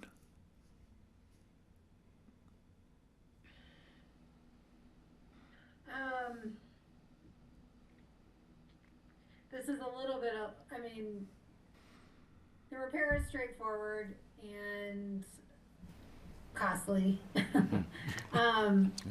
The other option is sort of hedging our bets, you know, and my gut right now is that we are probably going to end up in a hybrid system, based on a little bit of information that was presented to us from the consultants and the not so major reduction in climate benefit by going to a hybrid system is my gut, but you know, we don't have fully baked real information to make the decision on, I guess. So, you know, the conservative decision is to go with the repair and leave our options open for the broader permanent fix once we do have full information. Thank you. Am I hearing the room move towards repair? I think we should direct staff to look into repairing the boilers and make sure we have heat in the, who knows what the climate will do too. That's out of our control. So I think we should move forward in that direction and direct staff. Great. Jeff and John, thanks for bringing this I forward. think the budget's already there, correct? We're just Correct. moving it Yeah, from- yeah, okay. Yep, Okay, just thank approved you. that, And just, so. Thanks, just, Jeff. just as a fun anecdote for the room, Northwest COG produces a list of grants and funding opportunities. Both Ryan and John took a look at one of the recent ones that came out of the state, and it looked great. The numbers were $50,000 to $2 million for electrification, and John can laugh because the minimum building size was 50,000 square feet. So the eligibility chances in the mountains are probably zero, but if you're building a government building in Jefferson County, there's $2 million grant opportunities for electrification. So I thought you'd all appreciate that. There you go. So Jeff, thank you. You bet. Let's build onto the library so we can get that grant. What the How heck? much bigger does it have to go? And I So have- our next open agenda item is with John. One more item, and I think Greg may have heard a little bit of this at a RAFTA agenda setting, but we are trying to do some pre-planning around Maroon Bells in the event of a government shutdown. We've been working with our partners. You know, that would be closing all the facilities and such up there. What we have historically done is to close the road and stop the RAFTA service up there. That is our game plan right now. We're working through Open Space and Trails to get portable toilets placed up there in the event of a government shutdown, and the City of Aspen to have resources through Youth Corps up there for folks who are making it. Obviously, we hope that is not the situation we find ourselves in October 1st, but just wanted the board to be aware we're doing some scenario planning there. Again, I'm confused. Today's my day of confusion. You said we're gonna close the road, but we're gonna have toilets at the Yeah. top. So with the roads closed, nobody can, Cyclist. oh, just the cyclists? Yeah, so there will still be people, there'll be a number of folks up there. That's what we've experienced, is the cycling traffic So and just will be, the road will be closed to automobiles. automobiles, correct. just Yeah, wanted we don't have a way, clarification. so thanks, And Patty, for that I think we should clarification. definitely plan for a government closing. Yeah. Closing. So that we were working with the Forest Service and partners today, but I know that's starting to circulate, so. Thank you. Got it. Thank you for updates on that. Further open discussion from the county I'm ready manager? for CCI I have issues, some, but do you yeah. mind? I Patty just Clark. want the board to know that I have been contacted. ACRA is doing their grassroots filming for the ballot question issues coming up in November. And I have offered, if it's okay with the board, to go speak on question 1A, which is the bonding for the airport. It's the same day as the Basalt Chamber. And John, are you doing a presentation at the Basalt Chamber? What time is that, do you know? I should know that. I think So it's, I I want to was say it's planning at to go to 9. that, but I told Accra I was available all day that Thursday, same day. Do you need me to be at the Thursday the Basalt 2nd? in case you need some Thursday's the 2nd. areas and questions answered that you are not able to because you're, I think it'd definitely be good to have a commissioner. so if you can give me a time, available. I can let So- Accra know what time I can be available. So the Basalt Chamber annual meeting is 8:45 on Thursday, October 9th, and it is at the Rocky Mountain ZGF Institute. And I believe they were telling me like between 9 and 9:30 is the Okay, presentation. so I'll tell them I'm available, say, in the afternoon. Okay. Further open discussion before we get to CCI from That's good, commissioners. thank you. Oh, and is anybody else gonna be going to the Basalt Chamber? I think we maybe May need noticed to it just in post it. case. So we wanna make sure You said that's on the noticed. 9th? The 9th, Thursday the 9th is 8:45 early. at Rocky Mountain Institute in Basalt. Right, yeah, I have a RAFTA board meeting and the Board of Health meeting that day, so I will not be there. Okay, but I just thought it's better to notice just in case. I will plan to do both Basalt and Aspen Chamber that day. So calling to the dais, Levi Borst, Manager's Office, Legislative Analyst. Jeez.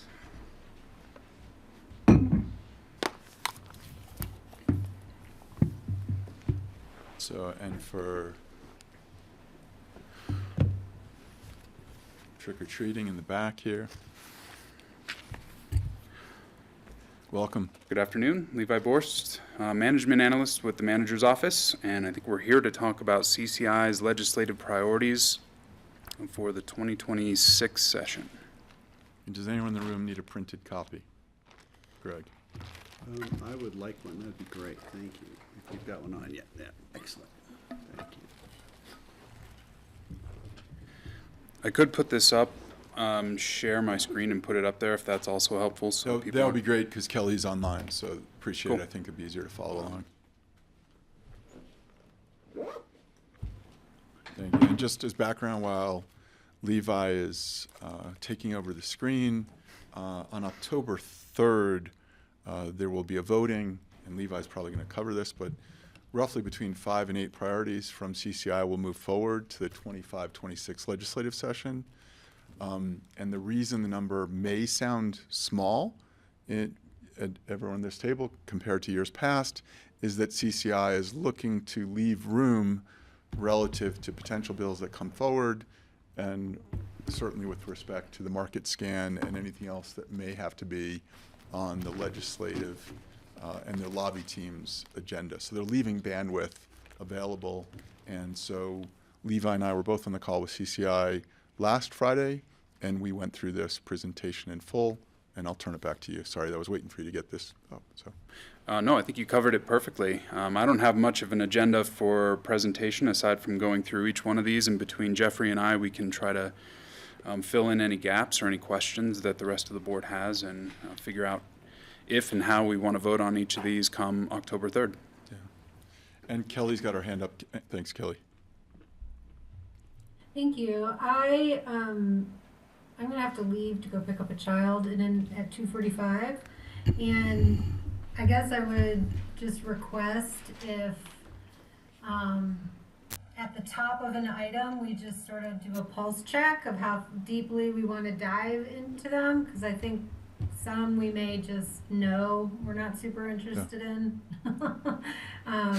and not spend a ton of time dialoguing what all the presentation has been around them, if that is, and of course, honoring anyone's request to dive deep, but that would be my request.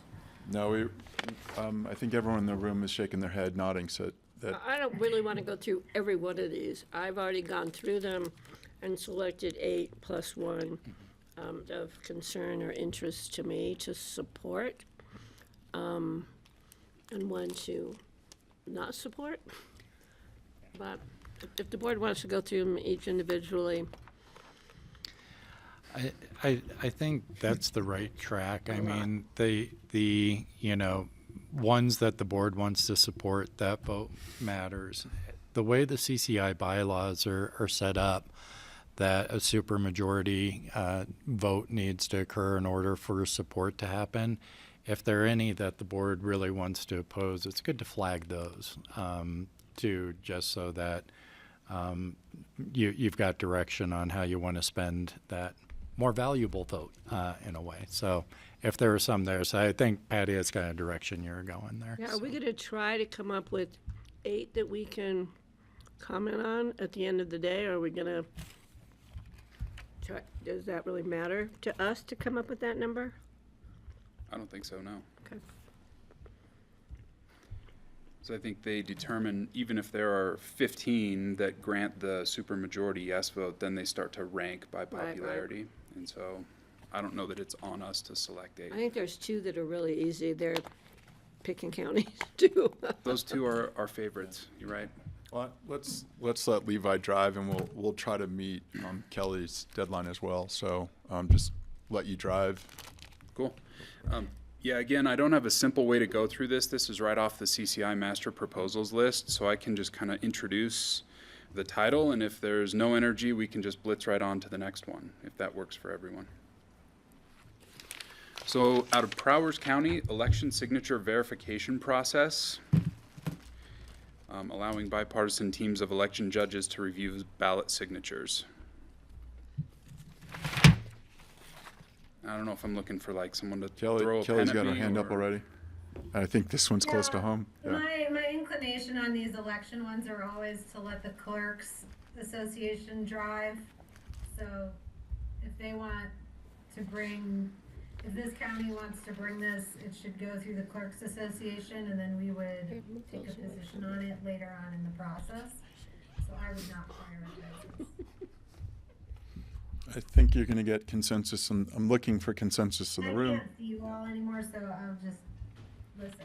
No, you're good. The next one up on Levi's chart, so bipartisan, let clerks association drive on number 1, and we got consensus in the room on that, Kelly. The second one is was brought forward by Tom Boyd, so we should spend a minute on this, more than a minute. This was the concern over having a place to put this in the paper, and the concern was for smaller municipalities and or counties that would not have a place to publish. What did I miss? That's as best I understand it, the concern. So, but Kelly, we can stick with the Let Clerks Association drive on this one as well, if that's your feeling. I heard a yes from Greg. Yeah. No, that would be a little different. I don't Okay. think this is squarely within county admin Okay. roles. I don't have a problem with it. I just don't know if it's a priority at this time. We've got so much going on. Some things in a quiet year would be easily a priority. We've got a lot of priorities out there. So it's not at the top of my list, but I do respect Tom Boyd and Eagle County trying to resolve this issue. But it's, for me, it's really not a priority, but. I would say we support it and see how it shakes out on the 8 plus or minus. You know, these are the kind of things that I like CCI to work on, because then they're not working on worse things. I will put that in my notes, Kelly. Not work on worse I'm things. so glad I'm not voting on Friday. Distract. Yeah, I mean, I just don't want to take up our space with stuff that's really not a priority, but I respect Eagle County, as I said, and Tom Boyd, so. Yeah, again, I think we're going to page 9. Protection for elected officials from political violence.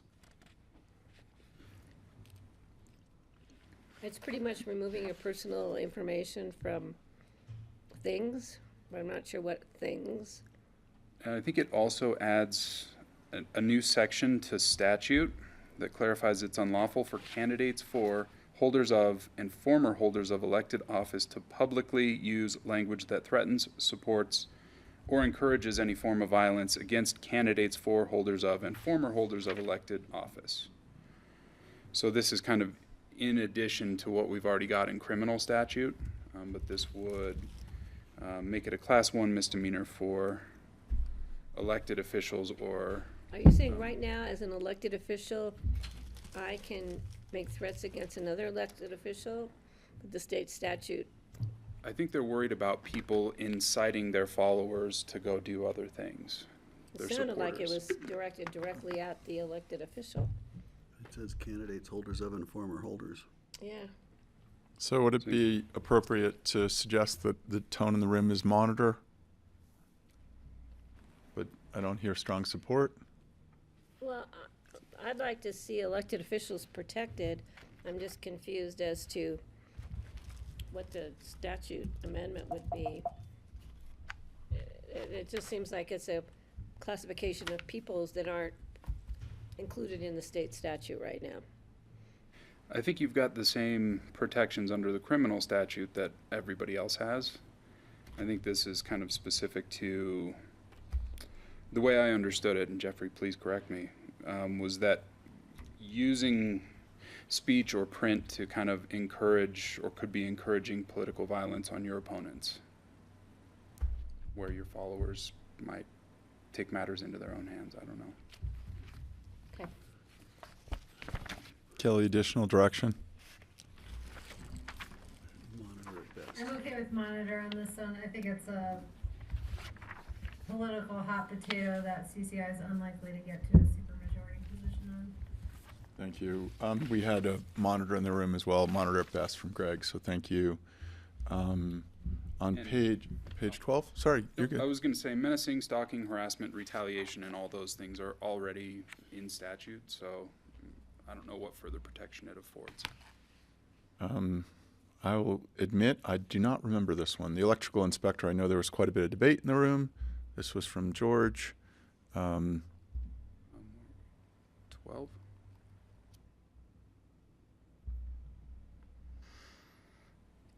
Did we move on to the electrical inspection? Yeah, so we're on page 12, electrical inspections. I'm 2 pages, mine says 14, just so you know. I don't know. So they've released multiple dates of this. They release like every 3 days. So it should be the same, Newer version, sorry, same thing, but you should be on different electrical inspector flexibility for small governments. Sorry, I'll stop that's where using I am. page numbers. Yeah, I think you gotta, or just add 2 to what you're doing.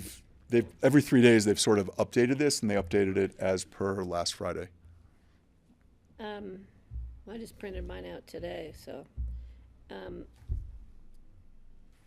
I can understand the need, but I, again, don't know if this is a priority. Right. The first time I heard of this being a problem ever was when George brought it up at the initial meeting. I don't want to use our ammunition on this. Okay. So what's our lowest level? Is monitor? Yeah. I figure we support, oppose, or monitor. Okay. I think if it was to move forward, I would support it, but we'll see where it lands at the end of the day.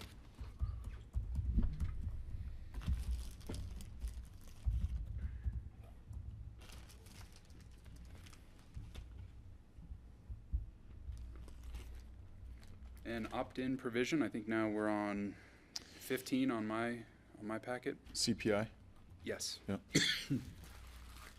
Basically allowing higher CPI adjustments for frontier counties for determining mandated salary increases. I think they feel that using the Denver and Aurora CPI increases falls behind in some rural, resort, and frontier counties. I mean, I'd look at the attorney's office too, because a lot of what we do in basis of impact fees is based on CPI, so I'd look for RI potentially to provide guidance on this one. I mean, the practical reason we do that, Jeffrey, is because that is where the data is maintained and for the communities that it is utilized for. Beyond that, You know, I think it's clear there is some disparity between Front Range communities and mountain resort communities with respect to cost of living and things like that. So, Bigger question is, what the heck's a frontier county? I It just looked says it's that up. specific to frontier counties. There's We're also not a a- frontier county. There's a Yeah, West it's Mountain. population density of 10 people or less per square mile. So if we're 1,000 square miles and 17,000 residents, then I suppose we would qualify. We would classify underneath So that? I've got Kelly with her hand up. Sorry, Patty. Sorry. I didn't know. I would remind, so there is already a provision for electeds to take a lower salary should they choose. My guess is that this is an effort for commissioners who control the budgets to be able to set lower salaries for the other electeds in their county that may not be choosing to reduce their salary. I mean, this is one of those things where I'm like, you're trying to control your own fate. I'm fine with that. I just monitor it. That sounds good. I'm with her. Excellent. We have a monitor in the room as well. Thank you. We're on to justice and public safety.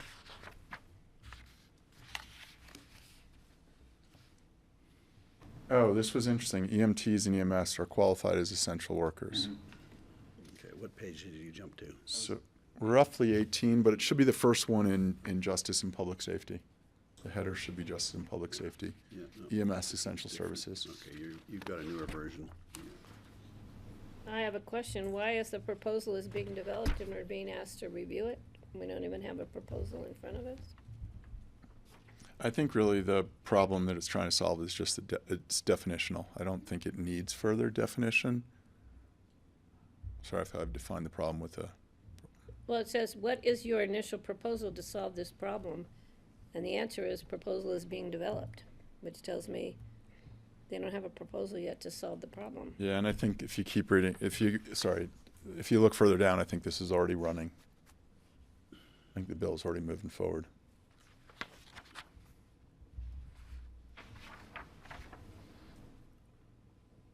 But I'm just going to get a sense from the room.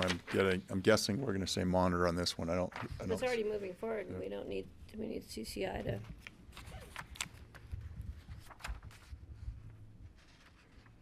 So Greg's second one in public safety should be rollback immigration policies. Yep, I've got it.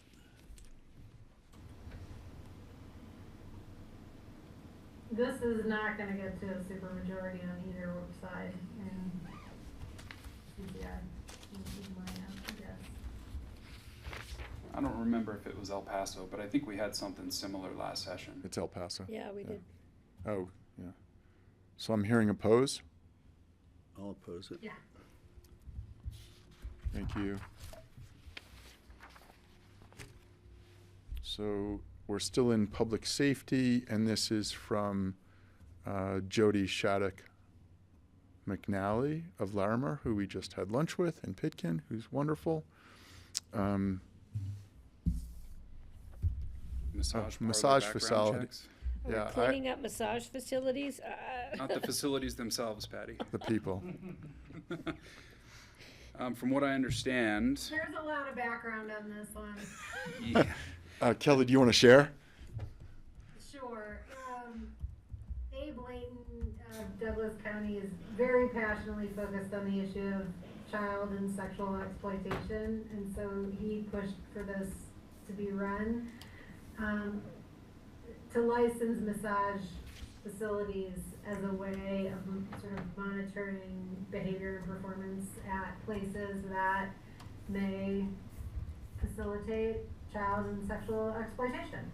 And so this was a CCI priority bill either last year or 2 years ago and got through, and so Larimer's asking to amend it because the requirements on counties for licensing these seems to be a burden and is a requirement as opposed to an opt-in. And so there's going to be just some internal dialogue among CCI itself on what to do with this, is my guess. Maybe Jeffrey or Levi, you have better insight on the updated conversations. I think we should just monitor it and not make this an opposed or support. You got staff and board nods in the room, Kelly. Thank you for the background. I was going to make a background check pun, but I won't. So we're on to criminal penalties for the sexual exploitation of children. Speaking of Abe Layton. Yeah. Yeah, I mean, you know, his heart's in the right place for sure. I don't know if this is a problem. It's not unclear to me that judges are not sentencing, you know, sexual predators, but. Agreed. I think this is a repeat of last year's bill as well, and I think he's looking to establish some mandatory minimums for certain offenses where they're not already written in statute. But I agree, Kelly, I've never heard of this being a problem until Abe told us it was. Let's leave it to the judge. So I've got a monitor, and now we are on to. We're moving. This one's We're past pimping of a child. Are you on to emergency management on 35? Yes, we're on Rachel Zenzinger and Andy Kurz. So the former legislators promoting legislation, state funding availability for emergency management. This just looks like a shift of dollars to provide counties some support in funding their emergency management programs. And they claim that it will not have a fiscal note, but I don't know where they're going to find the money. I think we need to, well, I would support it if they knew how they were gonna fund it, but it doesn't sound like they do, so I guess we monitor and see what ideas they come up with how to fund the shortfall.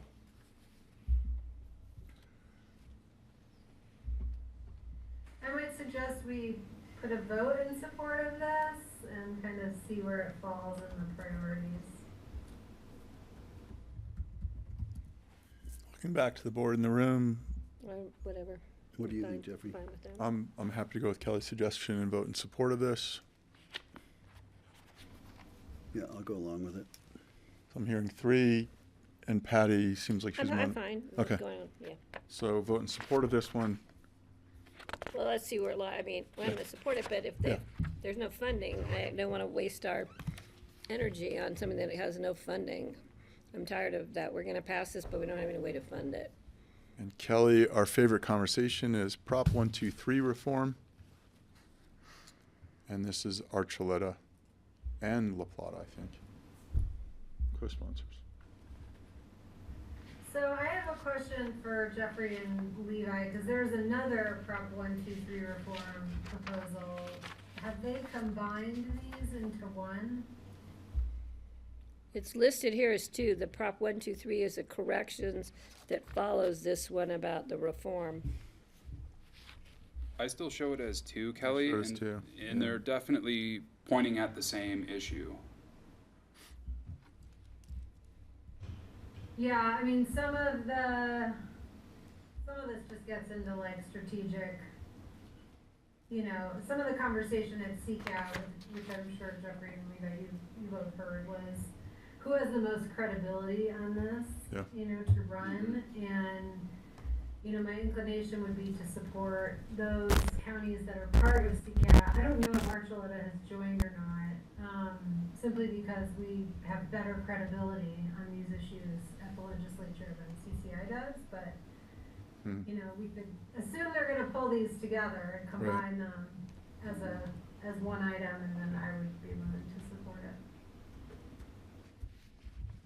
And as I recall, CCAT already went to the legislature once, or went to rulemaking and asking for some adjustments to Prop 123, so they were keen on, they were keen on letting CCI be lead on this one, just since we'd kind of already committed through CCAT that we wouldn't come back with another ask. That's helpful. Thanks. So we're going to skip the second Prop 123 because I think we've covered both in this one conversation. And we're moving on to taxation and finance. Or finance. And this is Ashley Stoltzman, Excise Tax Authority with voter approval to counties. Love it. This is my third favorite. Yeah, I think we definitely support this one. Let's keep going. Excellent. So I had 5 thumbs up. Thank you, Levi.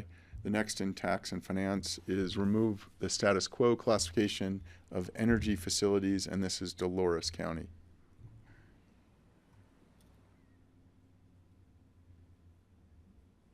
And I think this came through an assessor question of how to categorize various lands as they transition from agricultural to energy. Mm-hmm. And I remember a lot of the questions in the CCI meeting being around, what do the assessors think of this? And I didn't get any clear answers on how big of a problem it actually is. And certainly given how much energy we produce here, I don't know how concerned we are. Monitor? We're not in the opposed position. Do we need to go back to Deb or anyone else for follow-up just for our own? I'd And be sorry, inclined Greg. to oppose it. This seems to be more of a way to go after renewable energy than an actual issue, is how I perceive this. Kelly, are you comfortable with an oppose? Not necessarily. I mean, I think it's a fair question to be debated. I would be curious as to where CC4CA is on this at all. Right, You I know, don't know, I'm sorry, I I don't know. think, my guess is that these counties are coming at this from looking at their tax base, right? And the transitioning nature of their tax base, when ag lands convert. Mm-hmm. And so, I think that's a reasonable question for them to, or policy for them to have to suss out. I don't know enough about it. So, Greg, I'm looking back to you. Are you okay with a monitor and then a check-in with CC4CA? Yep, I can do that. Thank Happy you to do both. that. So we are more than halfway there. Kelly, we're going to meet your deadline. I'm on this. And now we're on to the best 2 bills that are being run on October 3rd, the first of which is Patty Clapper's SAF bill. It said put my name on it, but it should be Patty, I think, right? Maybe it's been Actually, updated. Kelly's been the one, whatever. Kelly's on the next one. Kelly's on the RET. Yeah. Kelly presented last week on the RET, I know, and but Greg Kelly's presented been last really week on supportive of SAF. She's been really supportive of the SAF at the CCI level. So, Support. Whatever needs to be done. Levi and I will present on these 2 real quick, just so the board circled in on the feedback that we received on last Friday. So first of all, on SAF, everything at CCI is, the question is a me or a we in terms of the bill. This one had a hard time getting into the we cycle, no pun, that it felt too narrow relative to the folks in the room. There was also a lack of understanding in the room vis-a-vis where the crops were actually, where the crops or the feedstock or the waste product that would be used in terms of SAF. So there's education that needs to go on at CCI, and I don't think the bill really, the proposal moved forward. Correct me where I'm wrong. No, it sounds exactly as I remember it. Yeah. There were a couple questions that obviously came from a lack of understanding and lack of education on what we were looking to do with this bill. And then some other questions of, yeah, sure, it seems like a great idea, but it's not going to do anything for us. So I think I would just echo what you said, Jeffrey. Thank you. So I'm going to move, obviously we'll stay with support. Greg, did you have anything else on SAF? Just going to say, did they not have the idea of how many communities and counties would be participating in this? We did try to, again, appeal that this was a regional approach, that it was up and down the valley as well as Mesa. But again, I don't think we saw a broader support outside of both the Roaring Fork Water District and Mesa. So, Right, copy that. yeah. So Okay. what do we do? So we continue to support it, and we bring it forward See where it goes. and see where it goes. So the next one on the list is the RET fee. And again, I think we'll just provide the quick background, Levi and I. Feedback in the room, we had overwhelming, strong support, certainly from the CCAT folks. And so I would say roughly 10 counties chimed in support of this. So we did see much greater support. There was also shock and awe in the room at both the median home price in Pitkin County as well as the cost of construction in Pitkin County. In addition, the limitations on counties in terms of funding sources available. So I leave that as the positive. And sorry, and there were two more things. There were two follow-up items for Pitkin County. One was to address and meet with the governor's staff before October 3rd. So Levi and the legislative team at CCI have reached out to the governor's staff in order to try to set up that meeting and answer any of those questions before October 3rd. The second one was really, it behooves Pitkin County to really draw up how the fee would work vis-a-vis Tabor restrictions. And so there was the only concern I would say in the room was really around how is this a viable funding source given Tabor restrictions. And I know you can drill down further than what I just shared. Please.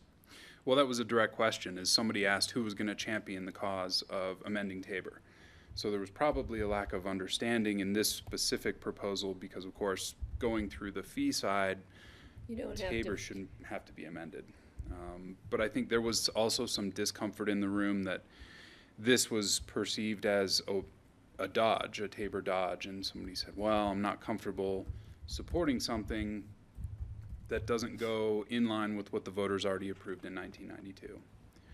So I think part of what we can do going forward is to really understand, and thanks John for this, of the fee structure and the way that that's written into Tabor so it's actually in alignment with Tabor if it's a rational nexus-based fee. I think I could have explained that better last week, and I don't know what difference it makes, but it's worth having it out there. So we've not heard back from the governor's office staff yet. And October 3rd is next week. Next Friday, a week from But tomorrow. I think the critical thing for the board is that we're following up on every action that was put in front of us. And obviously, we would like to move this forward and support. I think we do have really good support at the CCAT level. CCAT, the feedback when we were in Vail, I think, or Silverthorne, was concern over the same concerns with regards to the current administration and any perceived increase in the cost of housing. So it was characterized a little bit differently at CCAT versus CCI. Well, and I think a good argument based on what happened last time with the governor already saying he's going to veto if anything can move forward with a fee or a tax or amending Tabor for a tax, is that this provides us another tool in our toolbox in order to meet the governor's push for creating more affordable housing. So I think that's a good way to approach it, to say, you kind of put the veto in a position of, wait a minute, we're only trying to fulfill what you're asking us to do. That's a good I think point. that's a huge thing. Yeah. Whereas if we were doing the tax, it would be, to me, just a matter of Tabor provides you with the opportunity to vote on new taxes, but in the case of a real estate transfer tax, it takes away your right to vote. So all we're doing is cleaning up Tabor to allow you to do what Tabor allows you to do, which is to vote on taxes. But that is too common sense maybe to explain to a lot of people in the political world.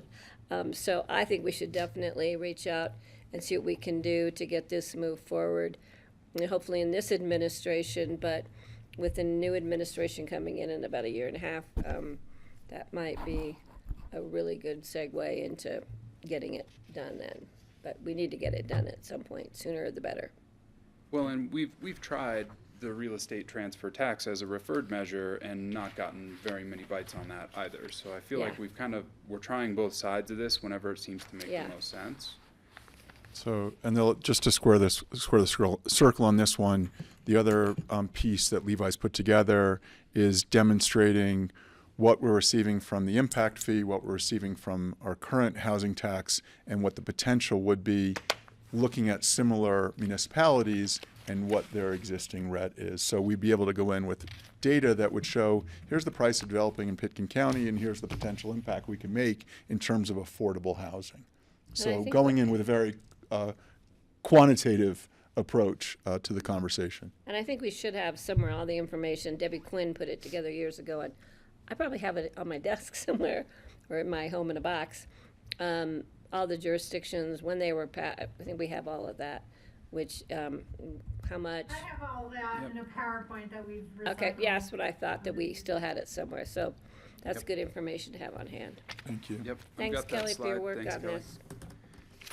And yeah, as part of that presentation, we've got Aspen's RET and then the amount that it generates for the city of Aspen, and then the town of Snowmass and their RET and what it generates. And then based on wherever we want to draw the hypothetical guardrail of where we would cut off, so we would only tax, or we would only put a fee on certain properties, we can set that at 1 million or 5 million or the median Up home to price. each or individual jurisdiction. whatever we wanted to do, just to kind of paint the picture that Yeah. we're not increasing the price of the lowest level of housing, which is what we're trying to preserve. And I think we have some flexibility in uses of a RET, or REF. Because I know that some people wanted it just focused on X, Y, and Z. Others may want it to be open to the gamut of whatever.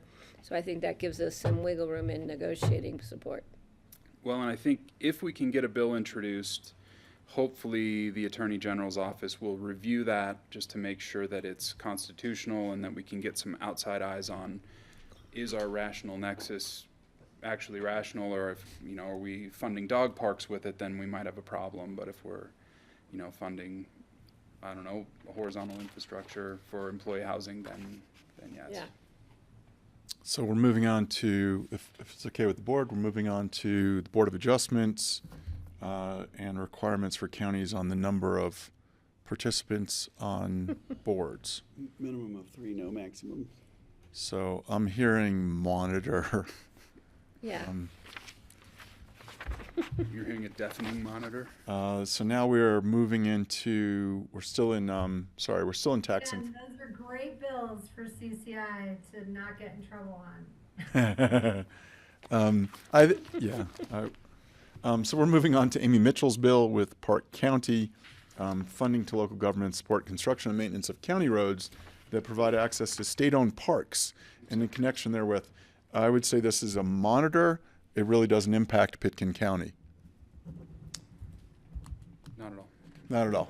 I heard from the manager's office. So we've now moved on to, we have 3 more subjects. Kelly, we're on Health and Human Services, and we are on SNAP benefits.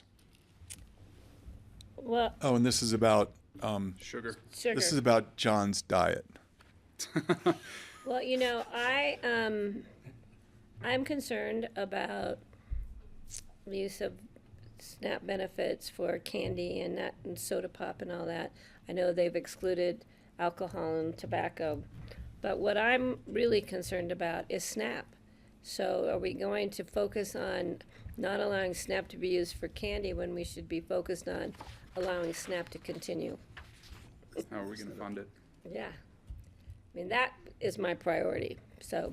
So I don't hear an oppose. I'm thinking I'm that thinking this we is just monitor, see where it goes, because it may be a non-issue if we don't have SNAP at all, and it may be a big issue if we get SNAP back, and that would be a good thing. So then we're moving on to child welfare, prevention and intervention services. I want to just Sorry. jump in a little bit. Sorry, Kelly, I apologize. No, that's okay. Just quickly, these are like, there's the word. There's a whole study in economics about all this, right?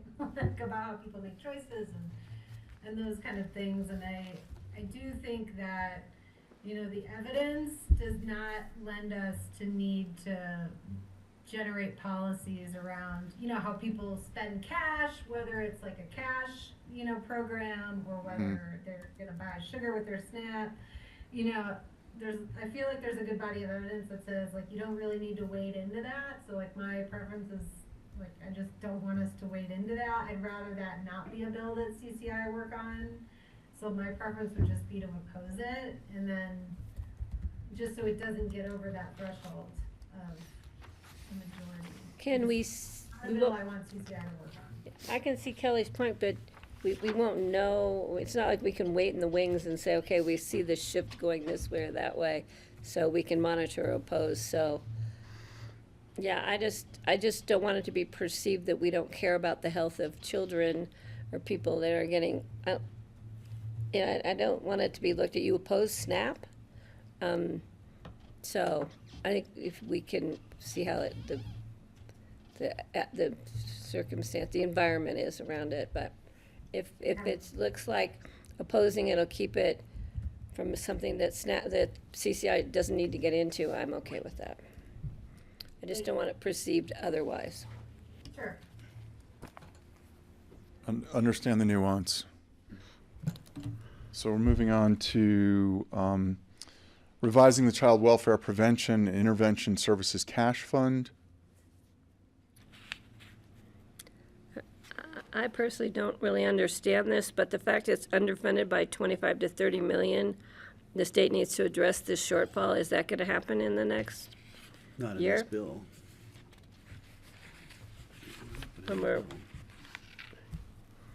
I personally adore Commissioner Cafalas and think he's really brilliant, and so I kind of always like to get on board with what he proposes. I think we should support this. I put adore him, support this. I think the same of Director O'Hare. She's incredibly sharp. Okay, it's something that, if you guys want to support it, fine, but how do you support refunding 25 to 30 million dollars in the state funds? But It mentions a lot about reallocation, so hopefully it's not looking for new funds. it's just taking funds away from something else, and we don't know where that might be. But It goes into that at the discussion at the bottom and the risks. So I'm hearing we support the people and we support the ideas.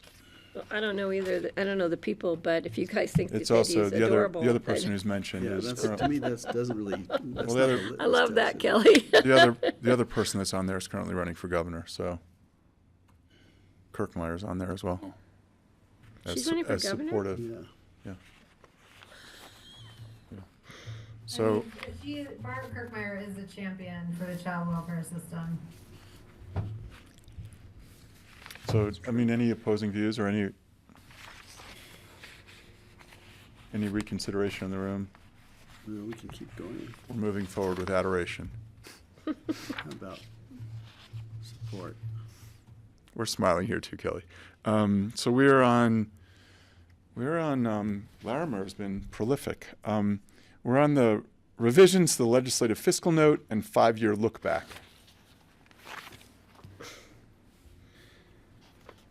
Kind of a fun idea to ask for analysis to county costs be included in the fiscal note analysis. I think that's a really interesting idea.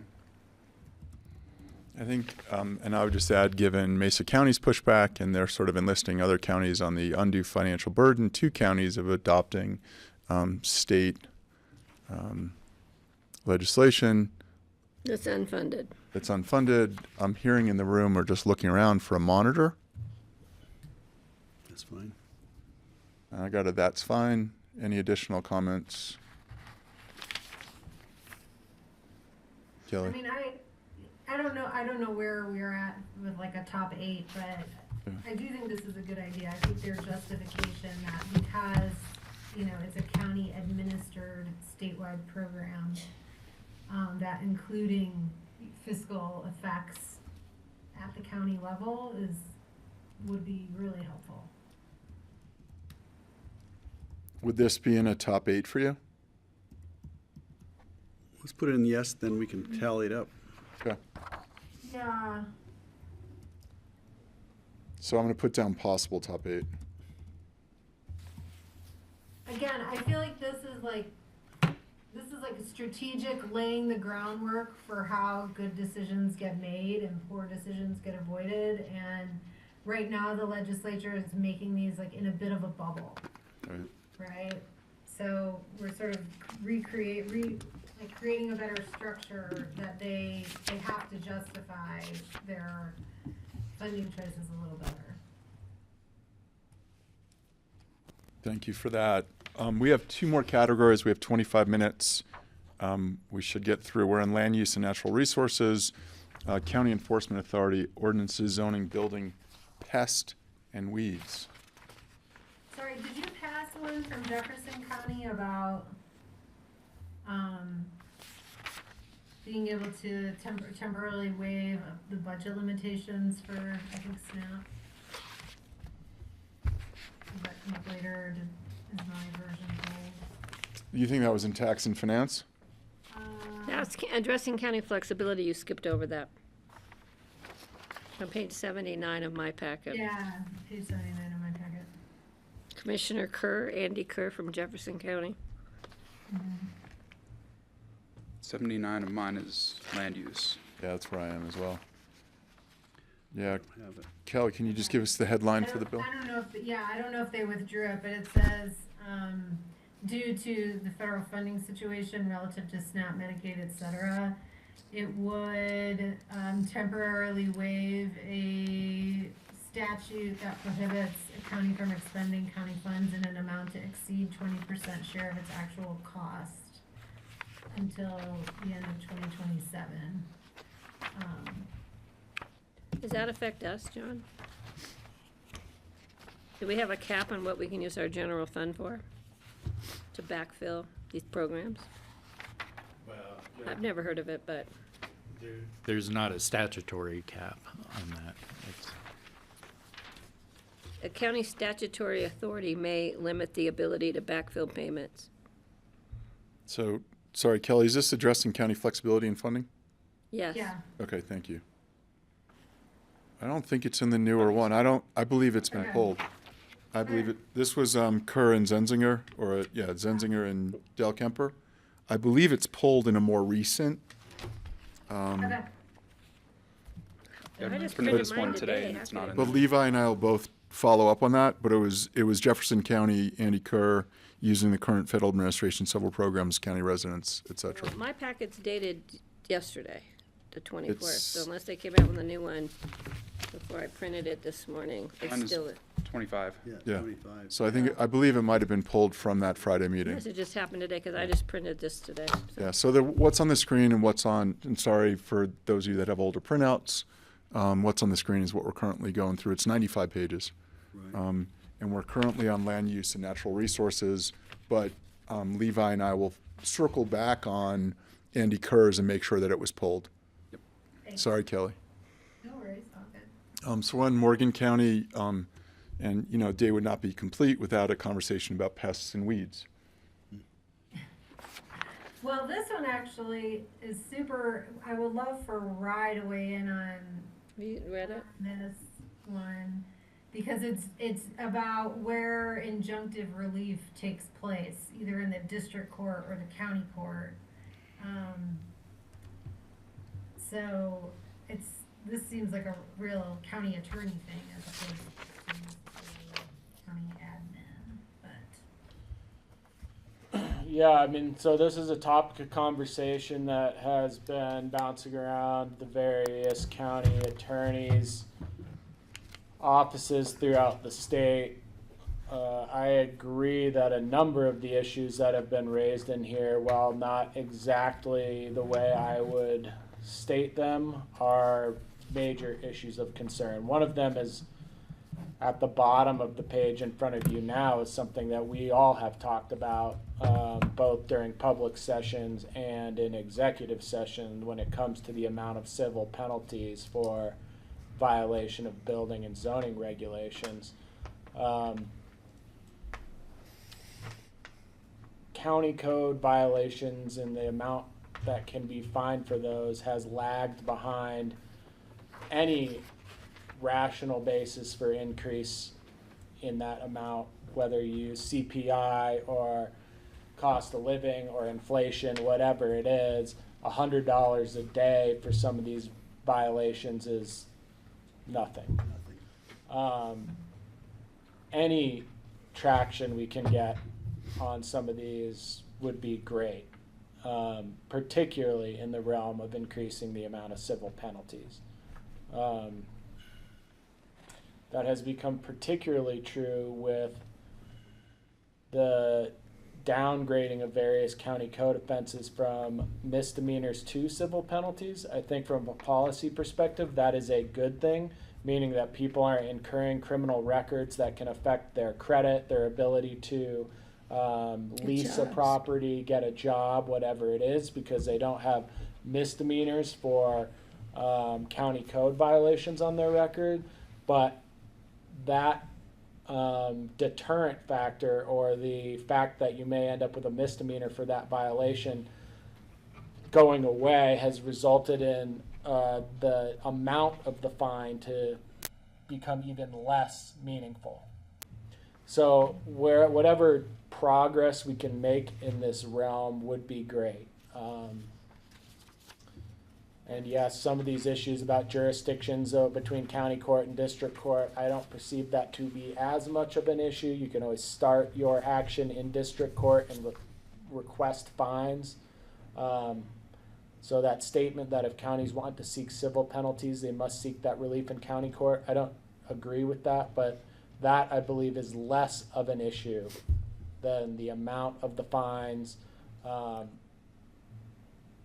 And frankly, some of these areas that are of lesser concern in Pickens County may be of higher concern in other counties. So I think expanding the ability for ordinances to include civil penalties, no matter what area they're what area the county code measure is intending to legislate in, would be good. Whether that's noxious weeds or zoning violations or eliminating blight, whatever it may be, I think it's good to have that discretion as a legislative tool of the local governments that are actually dealing with it. Again, meaning that if this board finds that it is appropriate to create a higher fine amount for a particular type of violation that is prevalent in our community, or to dissuade an activity in our community that a lower amount isn't addressing, I think it's good for each local community to be able to have that discretion within a larger range.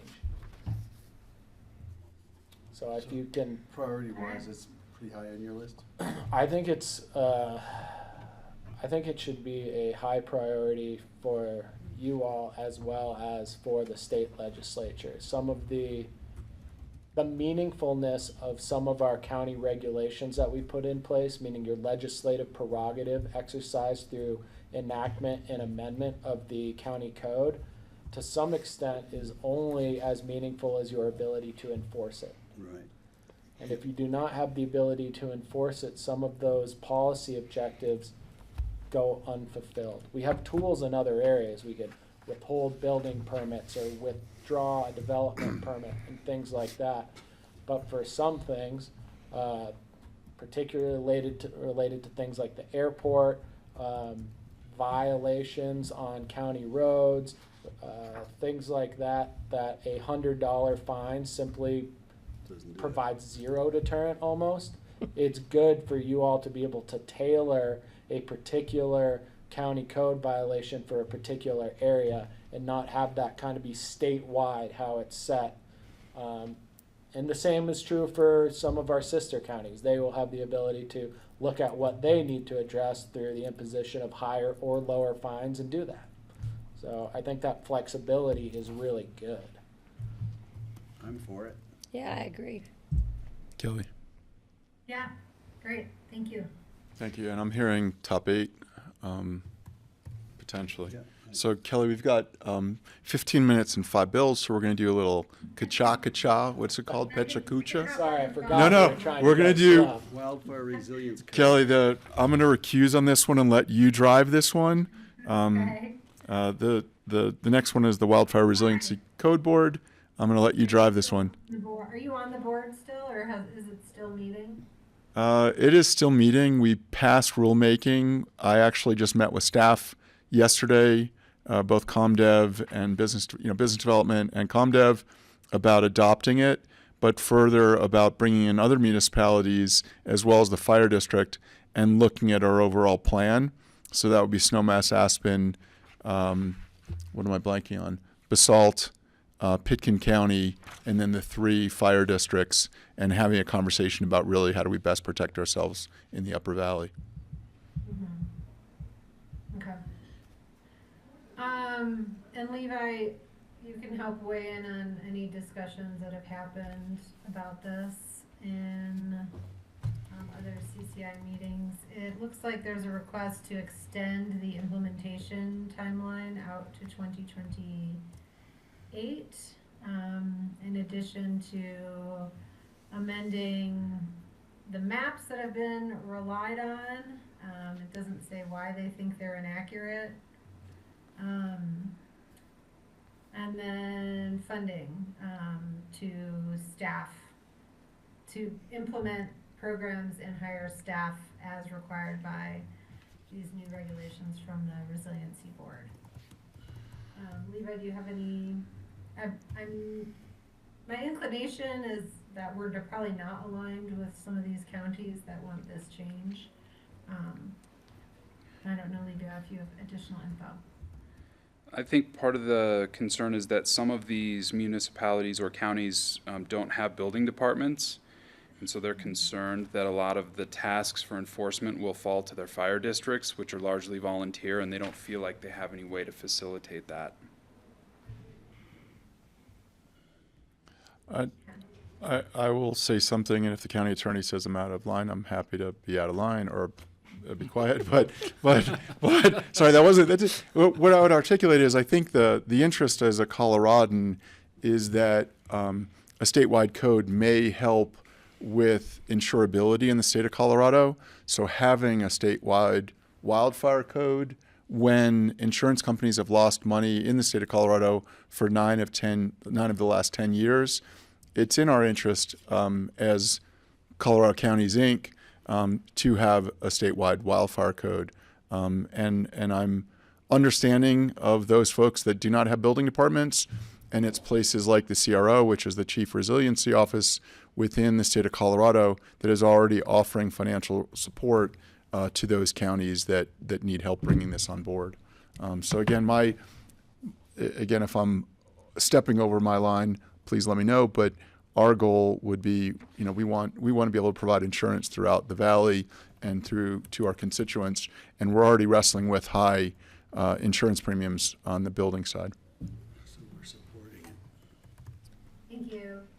So I think the question for us is likely, do we want to oppose this or monitor? Yeah, I have a thought. I can't see you, so go ahead. Sorry, I mean, Patty, sorry. Yeah, I understand the need. It's a life safety issue. We would like to get it in place sooner than later. That being said, I know that if it does help bring down homeowners insurance I think that's a good thing. But what is it going to do to the cost of building a house? My neighbors down the street are trying to put a new roof on to bring down their homeowners insurance by about 50%.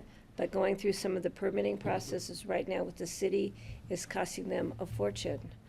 And so they're weighing, which do I pay for? So I think if there's an opportunity for those small rural counties that don't have building departments or enough staff, it's a pretty tight time frame to do all these code amendments. Even in our county, who has a great staff, we've got so much on their plate. Can we even comply with this? Maybe this time frame is too long. Maybe giving some flexibility is better than just saying we're going to continue it to 2027, 28, 29, rather than saying if you can come in and state the reasons why you can't, create these building codes because you don't have the staffing, because your staff that you have is currently, we have a lot of projects going on next year, and our development staff is already stretched really thin, and next year with our projects coming forward. So maybe there's some flexibility added into this language that I would be more comfortable in delaying the implementation of the code. Sorry, I didn't want. So let me just add, though, the original wildfire bill was modified. So SB 23-166 was the original wildfire code board.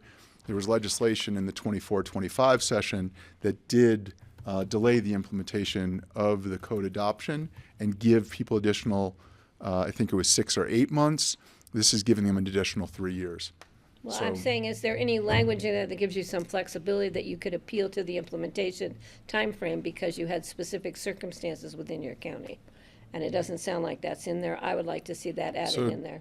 So there is a governance board. So with SB SB 23-166, there is a governance board. So even Pitkin County right now, if they're looking for corrections, additions, deletions to the code that's gone through rulemaking, can go back to and petition the Wildfire Code Board. So there is currently not language within this proposal that allows you the flexibility. You'd have to go back to somebody, governance board or something. There's nothing discussed in the bill, in the issue before us with CCI that presents that flexibility. So Doesn't sound like it is. Yeah, the bill that's in front of us, really, whether we're opposed or monitor, is about mapping and time.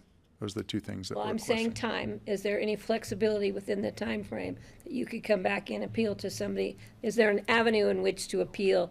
My county is under a burden of X, Y, and Z. Can we have another 6 months or a year? Rather than just saying everybody gets 3 years. There's nothing in this current language that addresses my question. You're talking about the bill that's proposed. I'm talking about this information before us. I don't think there's anything in there that proposes that kind of flexibility. I would like to see that added in order for me to support this That's 3-year. a monitor or a no? Oh, you're- I don't know, whatever we do. Sorry, Greg, I can't hear you. Oh, I'm just trying to determine if Patty There was was- advocating one way or the other.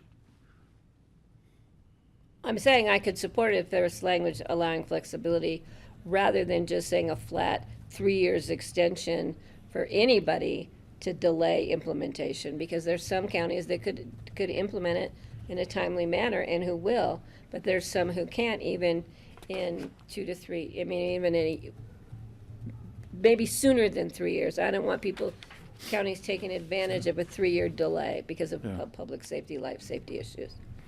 But I say we monitor it, see if any language comes up, and we can decide if we're gonna support or not support. So it sounds as if we're moving forward with a monitor, and we're moving on. Kelly, we've got like 3 more. Don't worry, all good. Amending utility condemnation authority. This sounds like one for Rye. I'm sorry, we have to rush through these. Trying to take away utility combination. This just sounds in light of our recent culvert conversation. This would be for a utility provider, not for The county. county. Yeah. Utilities. You know, I think I would recommend you take a monitoring position, although I think the problem statement is a worthy one, meaning, you know, before a utility can go ahead and condemn all sorts of properties. And this has been an issue that's existed for 30 years or more with respect to the push and pull between 1041 powers and utilities' ability to, that have gone out and obtained right-of-ways from private individuals and claims for takings and things like that in connection with those efforts. And just as an aside, the Colorado Supreme Court has determined that the exercise of 1041 powers does not constitute a taking when a utility provider has gone out and obtained right-of-ways and then subsequently been denied a permit under 1041 powers. So, you know, it doesn't seem like a bad thing. I don't have enough information, though, to make a recommendation one way or another to you, but generally the idea of having all local government permits in place seems like a worthy idea before initiating a condemnation action. But Would you go to a support then, or just a monitor? I think you should monitor it from now until I have an opportunity, and I'm happy to work with Levi to look at it a little bit more and see if that'll It change. says the potential opposers include the Colorado Energy Office as well as the utilities. It's high, yeah, high and high. And thinking, Yeah, it's hard to say. I mean, you're going to block you know, it could slow down 2 types of projects. Utility projects that you may traditionally associate with environmentally degrading types of uses, and it has the potential to provide a barrier to renewable energy type of projects. So it could cut 2 ways in that regard. right. So Well, that's we one want- of the reasons I'm hesitant to tell you support. right now, go ahead and support it, or not. So I'd prefer monitor. So we're moving forward with monitor on this. Kelly, I'm cognizant of your time. The most important one of the last three is the next one. It's the 35-acre subdivision of the three. If we lose you for the last two, I'm not as concerned because one is AQCC and the other one is hunting, and Levi could take that one, hunting on like open space land. So the most important one in your 5 minutes is the 35-acre subdivision loophole. And the concern, I want go to support closing this. I'm on that. I'm with you. What was the vibe? What's been the vibe in the conversations around this one? there was concern in the room about speculation through 35-acre subdivision that did not in any case have water. That was really the conversation in the room. Looking at Levi, if I missed something. No, that's the only concern I heard. Yeah. Traffic. So other counties are on board with closing this loophole? We did not hear any opposition in the room. Right. Great. Wonder what the government Thank you. do. So that's faster than I thought. The next one is, I think one got pulled. I think AQCC got pulled from this. Nope, it's still in there. I've still got it. Thank you. AQCC is still in there. And we kind of beat this to death when we were talking about that rulemaking hearing that was happening in August. And I think at the time, the general vibe of the board was that we would not want to support this proposal. Because it's too broad. Yeah, I think it strips the AQCC pretty thoroughly of any ability to regulate gas. I think we don't support this. So in our 3 minutes remaining, we are going to, it is hunting season, so we're going to finish off with ag, wildlife, and rural affairs. And this is Tom Boyd's hunting and being able to basically kill a deer or elk for not a lot of money because all you're doing is subject to a fine. Did I miss something? It's Well, enforcement on open space lands by CPW too, isn't that brought in there? Yeah, they were having trouble with Parks and Wildlife enforcing essentially closed open space hunting. So when they had county open space, somebody would violate that and hunt on it. Only recourse was to fine them through their code, and the Colorado Parks and Wildlife would not charge these folks through, Title 31 and go into that entire taking of the animal and that fine structure, and you lose your hunting license and all that. So it's not something that we've experienced here, although we do have some open space where Actually, we did have one at 7 Star up by Stowbass where somebody was hunting on that, and CPW did step in and A couple years ago, somebody shot a bull elk at Faloha Meadows Yeah. off the highway. Yeah, it was actually the guy from, and so we've had luck. Well, this one on Snowmass, up there, the end of Brush Creek Road, right before the roundabout at 7 Star, and he lost his license and was subject to fines under CPW. So we've had it good was allowed in support. Pickens County on open space. We've 'cause- had some support. There's a bit of a loophole here, and I'll go quickly since Kelly's got to go. That we've had the distinction lies in if a hunter illegally takes a big game animal, whether it's on Pickens County open space property or not, CPW is willing to step in if that individual didn't have a license or killed an animal of the wrong sex or something like that. The issue lies to some extent in CPW's ability to pursue a trespassing type of situation where they will not simply help treat it as they would another private property owner's property, which I to some extent understand that. so in our final 30 seconds, Chair's prerogative, the BoCC appoints Commissioner first name and last name to serve on CCI's legislative committee on behalf of enter county name county. Wait a minute, did we decide to support or not support the bill from Tom Boyd? What about Tom Boyd's? I'd Did like we to- So we're decided- I heard everyone in the room supporting Tom Boyd's proposal. I would just add it's important too because open space rangers that tend to deal with these types of situations are not armed, and a lot of the folks that they end up dealing with these Have situations guns on 'em. are armed, and it's a high conflict scenario often.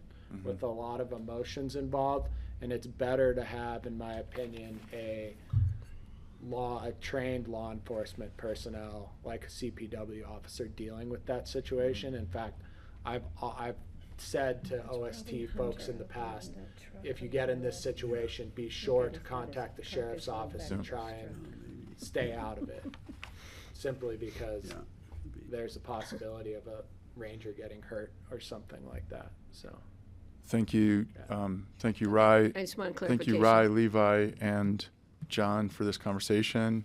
So what was the next thing? Who's appointed to do what? Jeffrey, I nominate Jeffrey. So we have 2 nominations on the floor. So we need to submit to the Legislative Committee a commissioner designation that is voting on October 3rd on what we just discussed. It could not be staff.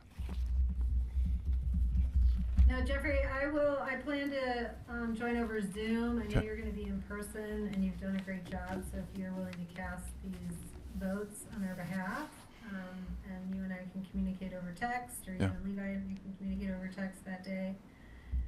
And may I kindly just request, Levi, would you mind sending out a list to the board of our decisions? Yeah, what have we just done? Of course. Okay. All right, I'm going to jump off. Thank you, everyone. Bye. And appreciate you all. Talk to you soon. Thank you, Kelly. Be well. Thank you. Thanks. Are we done with that? So we are done with Seaside priorities unless there's anything else from the manager's office. Thanks, Levi. I do have Thank you, Levi. another Thank you. open discussion. And so moving back to the 4th or 5th or 7th open discussion item, Patty Clapper. Yeah, I know we were looking at Lake County, John, having a joint meeting. I don't think it went anywhere. No, I'm in touch with them, and we're sorting out some dates. Well, because they have a new board and they actually have a county manager now. Do they have an all-new board, 3 new board members? I believe so, and a new manager. Because one of the women newly elected reached out to, somebody who wanted me to get in touch with her. She would just like some advice from a female county commissioner to another female county commissioner. Can I say that word? A non-male county commissioner.